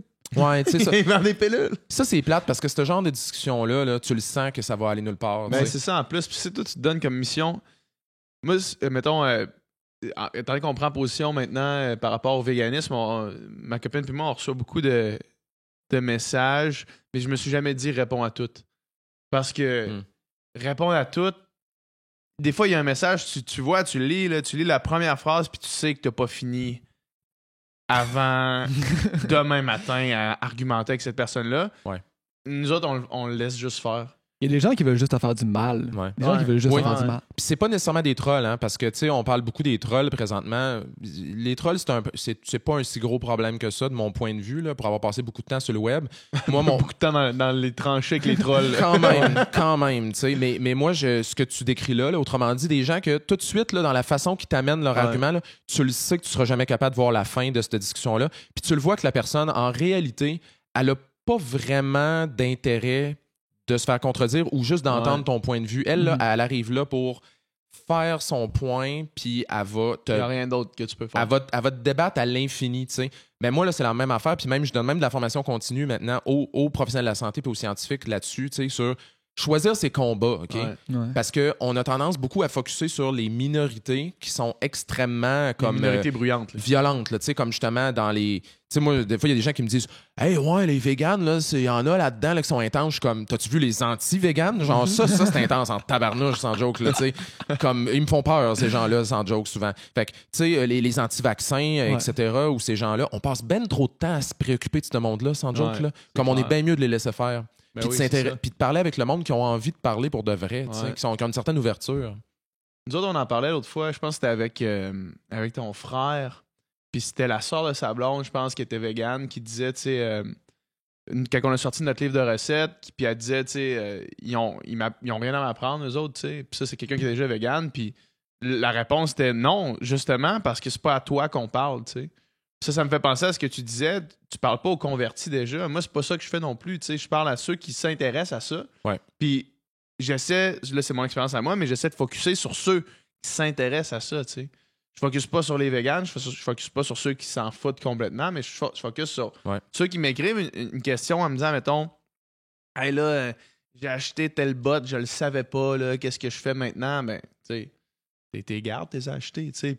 Mais au moins, elle me pose la question. Puis eux autres, on prend le temps de leur répondre, tu sais. J'imagine que toi, ce genre de conversation-là, c'est ce que tu préfères, tu sais. Oui, puis moi, encore là, tu sais, moi, souvent, il faut que je me ramène, puis souvent, je me pose la question, pourquoi je fais ça déjà, tu sais? Parce qu'honnêtement, là, je souffre. C'est 90% de souffrance pour 10% de bonheur, là, en général. Fait que je me repose souvent la question. T'es courageux. Ben, je suis courageux, je veux dire, merci, là, mais sans joke, c'est comme, il y en a plein d'autres, là, qui font des affaires dans leur domaine respectif, puis ça n'a pas l'air facile, mais il faut souvent, je me repose la question, pourquoi je fais ça déjà? Puis moi, ça me ramène tout le temps à...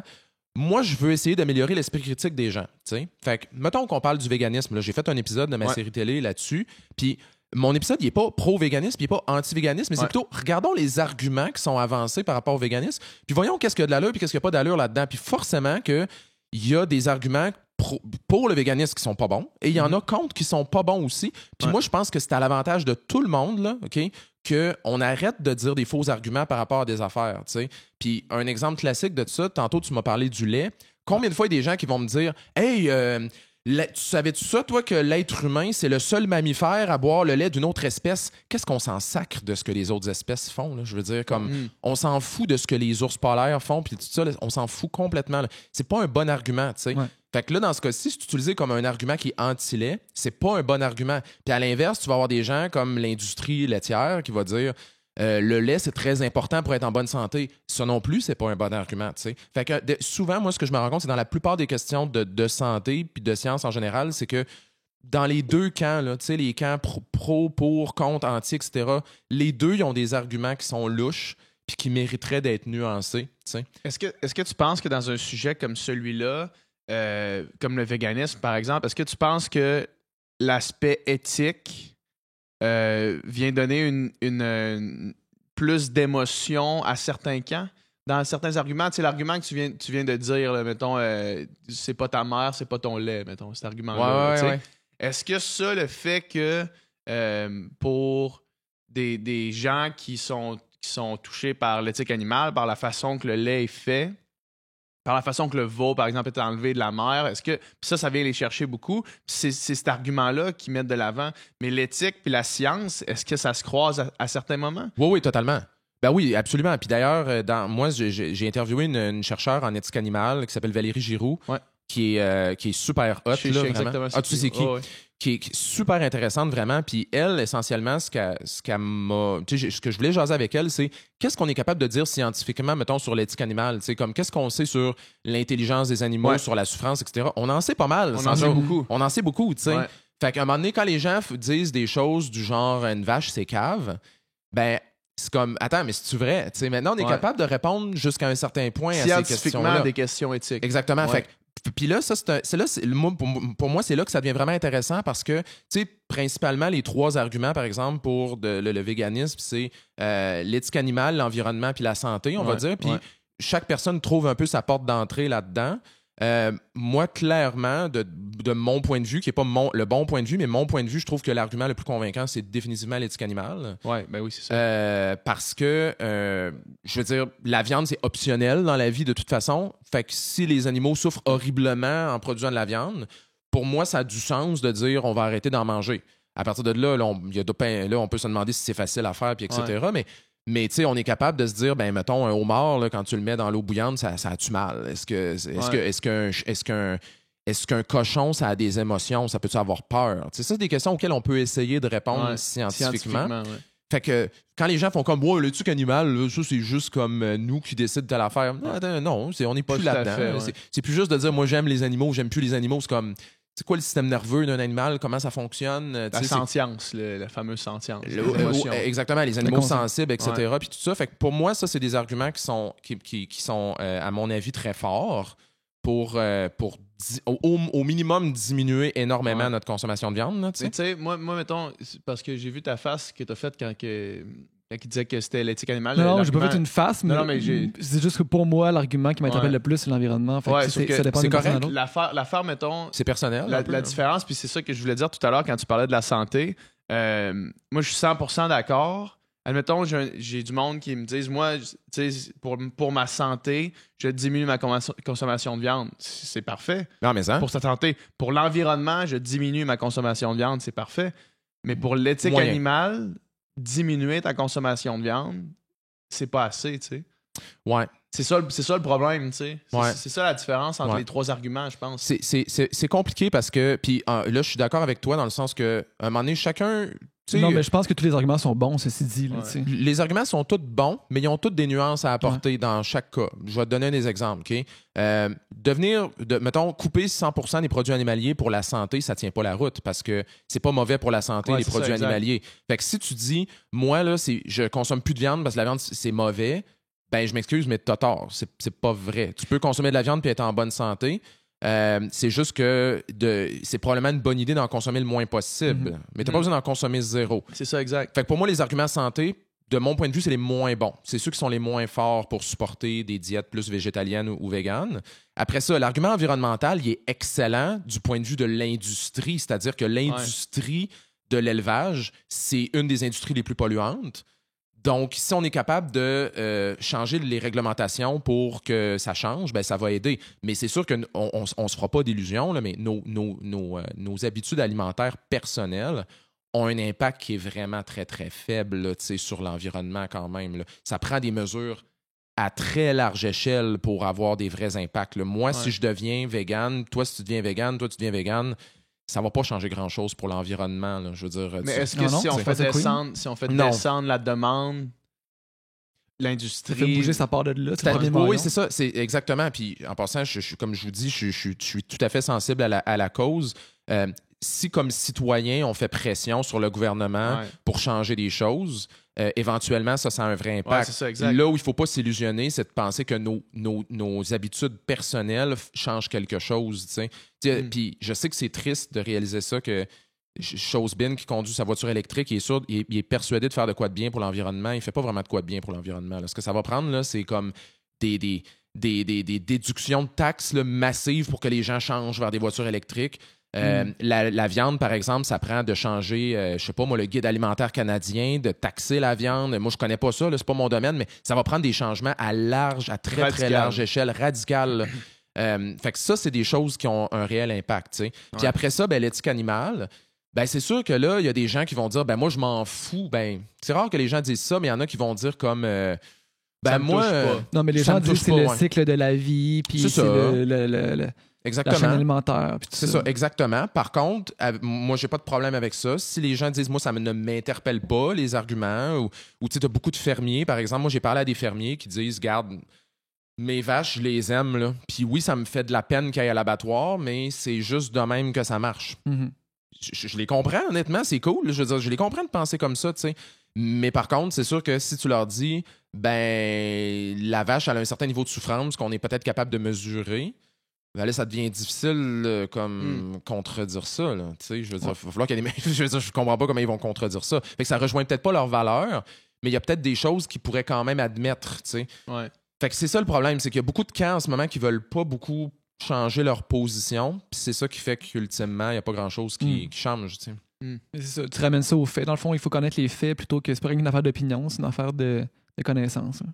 Exactement. Puis, tu sais, ça prend des changements massifs là, en ce moment. Ouais. Si la population est derrière ça puis qu'elle fait changer les choses, moi, je trouve ça cool, je trouve ça super. Mais en même temps, c'est pas vrai que moi, je vais aller dire aux gens ce que tu manges, là, ça fait une différence massive. T'sais, c'est probablement pas le cas, mais ça devrait pas t'empêcher, par contre, de faire ces changements-là. Fait que c'est vraiment dur, là, honnêtement, de parler de ça. Mais est-ce que les gens qui font les lois aussi, veulent pas, éventuellement, les consciences, ça part de... Les idées se transmettent, puis quand que les gens qui vont être au gouvernement vont être véganes, vont être conscientisés, vont être au courant de ces faits-là, les choses vont changer aussi. Fait que, tu sais, c'est juste une vraiment bonne affaire que les gens soient plus conscientisés en général. Là, totalement. Puis garde, moi des affaires les plus hautes là, que j'ai vues récemment, là, c'est IW qui ont fait une boulette de burger Beyond Meat. Bon, on s'entend, c'est pas eux qui ont inventé la boulette. Bon, ils ont... Bon. Mais en passant, c'est de la crap totale. Là. Je veux dire, moi, j'ai pas envie de manger ça. Mais ceci étant dit, quand même, c'est quand même une grosse chaîne de fast-food qui dit « Hey, maintenant, on va faire une boulette végétale ». Ce qui va faire que ça va peut-être allumer des petites lumières dans la tête de certaines personnes qui vont dire « Ah ouais, crime, c'est rendu cool ou c'est rendu intéressant ou peut-être que je pourrais essayer de la faire. » Ça marche en maudit, là, c'est sold out partout. Mais pourquoi c'est de la crap? C'est de la crap, ces affaires-là? C'est des aliments transformés. Non, mais c'est du fast-food. Là, je veux dire, je veux pas recommander à personne d'aller manger du fast-food. Je veux dire, tu peux en manger de temps en temps, mais c'est pas de la bonne alimentation. On s'entend, la boulette végétale là, est pas meilleure pour la santé que la boulette avec la viande. Là. Non. En termes nutritionnels, c'est pourri dans les deux cas. Là. Okay? Il y a juste plus de sel que de gras. Donc, c'est l'inverse. Oui, ils vont ajuster un peu les saveurs puis tout ça, mais c'est de la cochonnerie les deux. Là, mais quand même, tu vas avoir là-dedans... mais par contre, si jamais à un moment donné, toutes les chaînes de fast-food disaient « là, on va passer à ça progressivement », c'est eux les gros acheteurs de viande. Exact, c'est ça. Ou un autre exemple, c'est à un moment donné, Subway ont annoncé qu'ils allaient juste acheter de la viande qui était nourrie sans antibiotiques. OK? toi puis moi, on mange de la viande qui a été nourrie aux antibiotiques, là, ça change absolument rien pour notre santé. Là. Ça n'a aucun impact. Il n'en reste plus d'antibiotiques dans la viande. Ouais, dans le lait, on entend ça aussi. Ouais, il y a des pas. hormones, il y a des antibiotiques. Ça se peut pas. Puis des hormones, juste des hormones. C'est sûr qu'il y a des hormones dans la viande. Là, c'est de la viande. Il y en a dans ton corps aussi, des hormones. Il y en a bien plus dans ton corps que dans la viande. Fait que le problème, c'est pas de consommer de la viande avec des antibiotiques, mais c'est que Subway, là, c'est comme un des plus gros acheteurs de viande. Okay. Fait que si lui, il décide de changer ça, le reste de l'industrie, là, ben, il n'a pas le choix de s'adapter pour donner moins d'antibiotiques. Et là, ça a un impact sur plein d'affaires comme la résistance aux antibiotiques, etc. Fait que des fois, c'est là où ça devient intéressant. Quand un gros joueur, à un moment donné, à cause de la pression populaire, dit « Moi, je vais changer quelque chose. » C'est la poule puis l'œuf, là, parce que si la pression populaire, si AEW met ça, c'est parce qu'il sait que ça va vendre, puis etc. Exactement. Alors que concrètement, moi, là, que du monde mange des boulettes de burger, fast-food, végétal ou pas... Pour leur santé, c'est pas... Pour leur santé, c'est pas meilleur. Exact. C'est ça. Mais ça, faut pas se leurrer non plus. C'est comme on disait tantôt, là, c'est pas parce que t'es vegan que t'es en santé. Là, c'est pas une cause à effet là, direct. Là. Non, absolument pas. Absolument pas. Mais tu sais, c'est ça. C'est que si ça peut faire prendre conscience aux gens de certaines choses, comme par exemple, on le sait, là, comme diminuer la consommation de viande, c'est une bonne façon d'améliorer son alimentation en général. Ouais. Fait que si la personne, elle voit ça puis qu'elle fait comme crime, c'est big présentement, le mouvement du végétalisme et tout, peut-être que je devrais essayer d'embarquer un peu là-dedans à ma façon. Ouais. Ben pourquoi pas? Moi, je suis all-in pour ces compagnies-là qui embarquent dans ça, là, vraiment. Oui, comme présentement, il y a des gens qui sont contre... Il y a des gens qui sont contre toutes sortes d'affaires comme justement les boulettes justement végétales ou tout ça. Ils sont contre ça? Ben oui, comme il y a une compagnie aux États-Unis qui s'appelle Impossible Burger. Ouais. As-tu entendu parler de ça? Oui, on l'a mangé à Miami. C'est-tu bon ou... C'était carré. Moi, j'ai pas goûté, mais apparemment que c'est ce qu'il y a de plus proche en ce moment de la boulette de vraie viande. Là. Ouais. Et il y a plein de groupes environnementaux en ce moment qui sont contre cette boulette-là, en sortant toutes sortes d'arguments, en disant on devrait pas essayer d'imiter de la viande, il y a des OGM là-dedans, des affaires.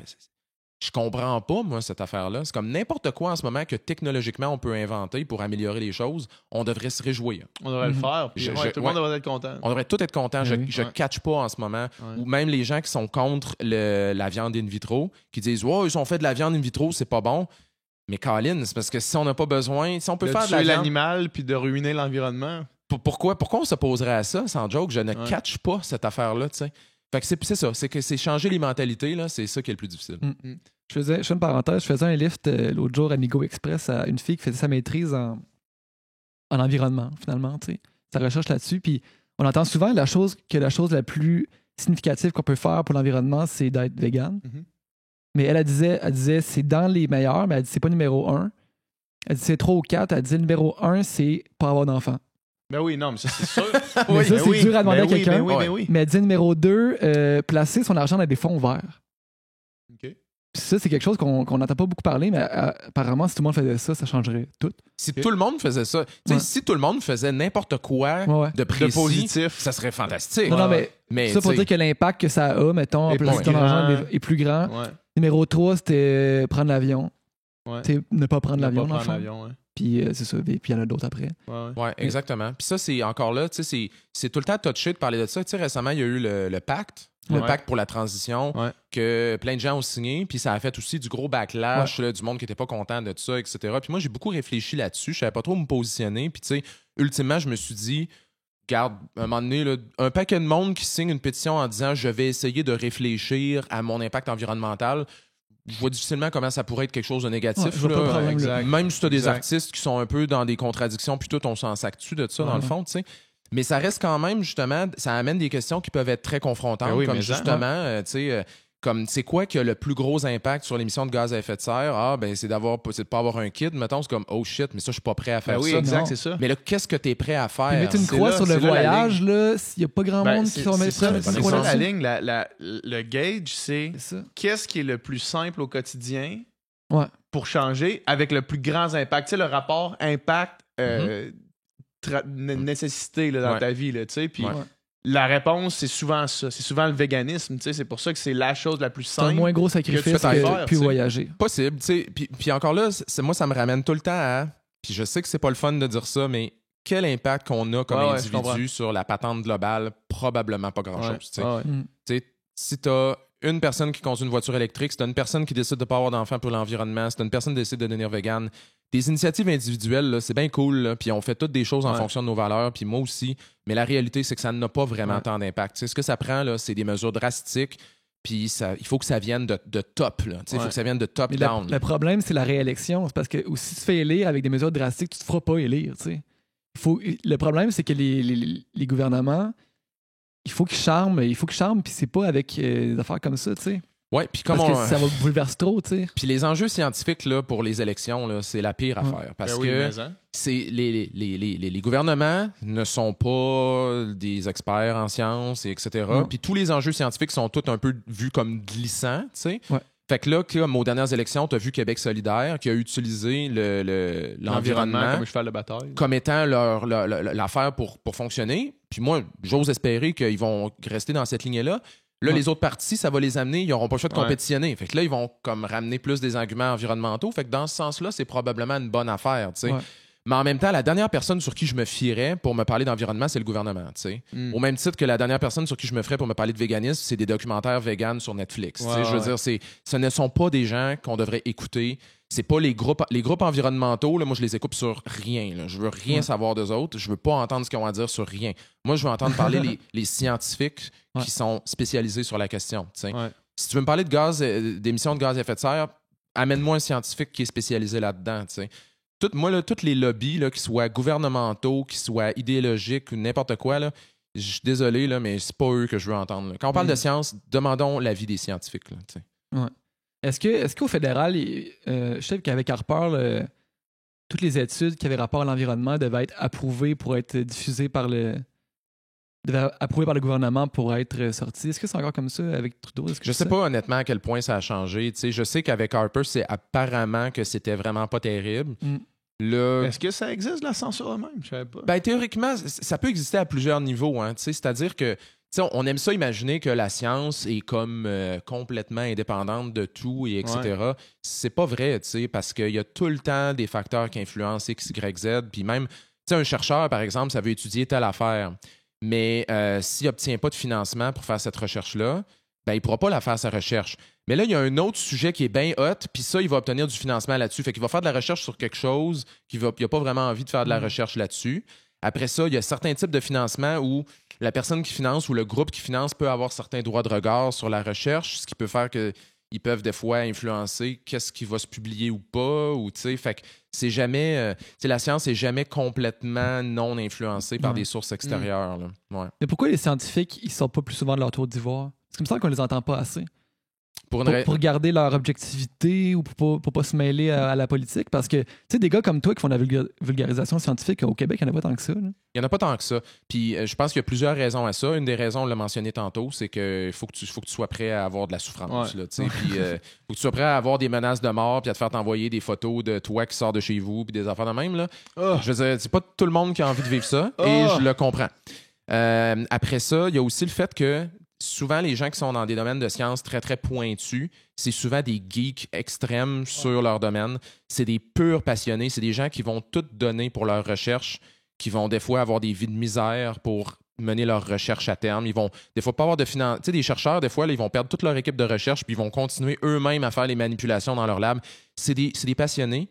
Fait que, tu sais, ils n'ont pas le goût, ils n'ont pas le temps de nécessairement s'investir sur des plateformes plus publiques. Fait que ça en prend plus. Mais c'est pas très vendeur, sans joke, de faire de la communication scientifique. Là, c'est pas l'affaire la plus sexy, mettons. Là, mais j'ai l'impression, en tout cas, moi, je sens un intérêt puis je sens un mouvement plus. En tout cas, dans les dernières années, j'ai l'impression qu'il y a une curiosité scientifique qui s'éveille. Ça se peut-tu? Je pense qu'il y a un intérêt pour certaines affaires où il n'y avait peut-être pas d'intérêt avant. La santé, c'est un bon exemple. C'est-à-dire que maintenant, les gens, ça les intéresse, la santé. C'est rendu même cool. Je veux dire, il y a des blogs de santé avec des YouTubers santé. Oui, avec du bois de grange en arrière, puis tout ça, puis ça a l'air full Pinterest, puis etc. Il y a un intérêt. Et ça, là, c'est l'affaire la plus tough. L'affaire la plus tough à obtenir, c'est l'intérêt. Fait que moi, je trouve ça fantastique. Moi, c'est ça, tu sais, moi, j'ai gradué en 2004. Là. Si on m'avait dit en 2004 qu'à un moment donné, là, la santé, ça serait in comme sujet, j'aurais jamais cru ça. Et là, on l'a maintenant. Fait qu'il y a un regain d'intérêt. Donc, à ce moment-là, c'est bon, on peut capitaliser là-dessus, tu sais. Là, maintenant, c'est sûr que ce qui vient avec ça, c'est un paquet de bullshit. Et là, évidemment, là, on a l'intérêt du monde, on a leur attention. Là, une fois que tu as leur attention, il faut que tu commences à faire le ménage dans leurs croyances. Et ben là, ça, c'est peut-être pas si vrai, ça, c'est vrai, ça, c'est pas vrai. Fait que c'est comme ça dans beaucoup d'autres domaines de sciences en ce moment. Les gens sont intéressés, mais ils n'ont jamais été aussi dépourvus dans un sens de comme ils savent encore moins qu'avant comment s'y retrouver à travers toute cette masse d'informations. Tu sais. C'est ça le gros défi en ce moment. Mm-hmm. Hey, c'est malaisant, ce silence. Non. Ça fait longtemps qu'on parle. Ça fait combien de temps qu'on parle? Ça fait 1h45. Donc oui, j'ai une question. J'ai une question, par exemple. Dernier sujet, OK? Ouais. Moi, j'ai plein de monde autour de moi qui jeûnent, OK? Ouais. Puis t'as fait un épisode là-dessus avec les aventures du pharmacien. Ouais. Puis moi, je m'attendais que... Moi, je pensais que t'allais démolir le jeûne intermittent. L'idée le jeûne intermittent puis le jeûne... Ben, il y en a que c'est intermittent puis il y en a que c'est jeûner pendant 3-4 jours, 2-3-4 jours. Ouais, il y a différentes méthodes, là. Puis finalement, la conclusion de l'émission, c'est qu'il n'y a pas tellement de conclusion. On ne sait pas vraiment encore si c'est bon ou pas bon. Puis exact. On ne le sait pas trop. Puis je me demandais si la science ou si l'idée de ça avait évolué ou si c'était encore au même stade. Ouais, c'est une bonne question. Moi, il n'y a aucun sujet que je démolis complètement, sauf quand c'est des absurdités totales. Fait que des cures détox, puis de l'homéopathie, puis du monde qui disent que de consommer des OGM, c'est toxique, là, ça, je vais démolir ces arguments-là parce que ça ne tient pas la route. Mais quand on arrive dans des trucs comme le jeûne ou même la diète cétogène, puis les gens qui vont écouter mon épisode sur la diète cétogène, à la fin, je dis pas hey, c'est de la cochonnerie, la diète cétogène. Je vois pas pourquoi on dirait ça. C'est juste, c'est quoi l'état de la science sur la question? Fait que, qu'est-ce qu'on sait sur le jeûne? Ben, on a des études in vitro qui démontrent certaines affaires. On a des études chez les animaux qui démontrent certaines affaires. C'est intéressant. Il va falloir continuer à faire de la recherche là-dessus. Chez l'humain, qu'est-ce qu'on a? Pas grand-chose. On a bien des témoignages, puis des anecdotes, puis des affaires. C'est ça qu'on a, en fait. Qui sont bien le fun, mais on n'a pas grand-chose de concret. À partir de là, est-ce que c'est dangereux de jeûner? Probablement pas dans la plupart des cas, à moins d'aller dans une cure de jeûne qui dure 20 jours. Là. Ça, je le conseillerais pas. Mais même 2-3 jours, là, c'est pas dangereux? Encore là, ça dépend. Si t'es une personne en bonne... Moi, je conseillerais pas à personne, premièrement... moi, je conseillerais pas à personne de jeûner parce que c'est pas quelque chose de si utile jusqu'à preuve du contraire. Puis, je conseillerais pas à des gens de jeûner sans supervision. Okay? Même, en fait, les top experts dans le monde là, qui font de la recherche là-dessus disent la même affaire, qui ne recommandent même pas aux gens de jeûner sans supervision médicale. Quelqu'un qui a des problèmes de santé, là, il pourrait comme avoir avoir des gros problèmes reliés à ça. T'sais. Fait que tu sais, mais c'est ça. Fait que le jeûne intermittent, par exemple, c'est pas très intense. T'sais. Le jeûne intermittent, ça peut être, par exemple, de dire... tu manges dans une fenêtre de 9 heures dans ta journée. Ouais, il y a beaucoup de monde que ce qu'ils font, c'est qu'ils vont souper, ils vont skipper le déjeuner, puis ensuite, ils vont juste dîner. Fait qu'ils vont avoir un jeûne de 12, des fois 14 heures, des choses comme ça. C'est pas dangereux de faire ça. C'est quoi l'idée derrière ça? C'est la théorie que quand ton corps n'est pas en mode digestion, il est en mode réparation, par exemple? Ouais, ils ont bien des théories. Là. Encore là, moi, c'est ça l'affaire. C'est comme si vous avez des théories, amenez-les vos théories, mais testez-les vos théories, puis avant de dire n'importe quoi. Parce que moi, des gens qui jeûnent, j'en ai rencontré à pocheter là, depuis à peu près 2 ans. Là. Puis tout le monde le fait pour des raisons différentes. Il y en a pas tant qui le font pour perdre du poids. Là. Et bizarrement, selon les études qu'on a, les petites études, ça semble être pour ça que c'est plus efficace. Fait que, c'est triste, là, les gens ils le font pour toutes sortes d'affaires. Fait que, il y en a qui disent c'est pour régénérer les cellules. Ça veut dire quoi, ça, régénérer ou aider le corps à se réparer? Ton corps, y a-tu de la misère à se réparer en ce moment? Je veux dire, ça, c'est des affaires qui ont... Puis moi, j'ai toujours pensé que c'était les nutriments, justement, qui venaient, mettons que tu t'entraînes, là, puis là, tu manges, ben... les protéines aident à réparer tes muscles. Pour les micro-déchirures des muscles, des choses comme ça. Ouais, tu sais, ça peut-être, mais encore là, s'ils veulent dire que le jeûne aide pour la performance sportive, moi, j'ai pas de problème avec ça, mais faites l'étude puis démontrez-le avant de nous dire n'importe quoi. Tu sais. Et puis, ils ont la possibilité de les faire, ces études-là. Il y a du financement pour le jeûne parce que c'est hot en ce moment. C'est un sujet de recherche qui est hot. Fait que c'est ça. Fait qu'ils le font pour quoi? Ils le font pour booster leur métabolisme. Ça veut dire quoi? Ça veut rien dire. Booster le système immunitaire. Ça veut dire quoi? Ça veut rien dire. Aider le corps à se réparer lui-même. Ça veut dire quoi? Ça veut rien dire. La majorité des raisons pourquoi les gens... ou pour se détoxifier, ça, c'est la raison principale. Les gens jeûnent parce qu'ils disent c'est pour donner un break à mon corps puis l'aider à éliminer plus facilement les toxines et les déchets. Ça veut rien dire. C'est quoi les toxines? Je sais pas c'est quoi les toxines. J'ai aucune idée de qu'est-ce que c'est les toxines exactement. Je connais beaucoup de déchets cellulaires, mais des toxines, je sais pas c'est quoi. Fait que c'est ça. J'ai l'impression que beaucoup de gens jeûnent pour les mauvaises raisons. Il y a beaucoup de gens aussi qui jeûnent pour se mettre dans un état de cétose, qui est un état où tu brûles finalement. tu tombes sur tes sources secondaires de carburant, dans un sens, là, qui est beaucoup le gras. Ouais. C'est le même principe dans la diète cétogène. Les gens disent, moi, je veux être en cétose parce qu'en cétose, là, tu deviens plus intelligent, le cerveau fonctionne mieux, ça fait ci, ça fait ça, blablabla. Premièrement, bonne chance pour être en cétose en faisant un jeûne. Je veux dire, à moins de jeûner pendant 2-3 semaines, tu ne seras pas en cétose. Fait qu'encore là, il y a plein de monde qui se promène. Moi, j'en ai rencontré dans la rue qui m'ont dit, hey, moi, là, depuis que je suis en cétose, je suis tellement mieux. Je suis comme, ah oui, tu fais quoi? Ah, jeûne intermittent, je skip le déjeuner, tout ça. Puis là, dans ma tête, je suis comme, OK, ce dude-là, il est pas en cétose. Là. Fait que les bienfaits qu'il y a en ce moment, là, je sais pas c'est quoi. Là. Si tu des vrais bienfaits, si tu des effets placebo, je sais pas. T'sais. Fait que c'est ça. Fait que le jeûne, est-ce que ça a avancé? Non. Ça n'a pas avancé. On est au même point. On est au même stade. Et moi, le jour où on va avoir des études qui vont nous dire que ça marche pour telle affaire et que c'est efficace pour telle chose, je vais être heureux de le recommander. Et ma prédiction là-dessus, c'est que si c'est utile pour quelque chose, ça va être utile pour une micro-portion de la société. Genre, une personne qui a eu un quadruple pontage, qui a le syndrome métabolique, qui a comme tous les indicateurs de santé sont comme à terre. Là. Il y a toutes les cartes de marde dans le jeu. Là. Genre, une affaire de même, là, puis que là, cette personne-là, elle va retirer un petit bienfait au jeûne intermittent. C'est souvent ça, les diètes un peu fringe, là, les diètes un peu fucked up. Là. Ouais. Souvent, tu te rends compte en bout de ligne, OK, c'est efficace, mais c'est efficace pour une niche là, de la population. C'est souvent ça, la réalité, parce que la majorité des gens, s'ils ont une alimentation variée, équilibrée, ils vont être probablement correct. Là, Bon, ben, Olivier, merci beaucoup d'avoir été là. Hey, c'était cool. C'est une conversation ultra enrichissante. J'ai appris beaucoup. Je suis sûr qu'il y a des gens qui ont écouté et appris beaucoup également. Mais merci beaucoup d'avoir accepté pour cette belle conversation. Puis, salut tout le monde. Salut.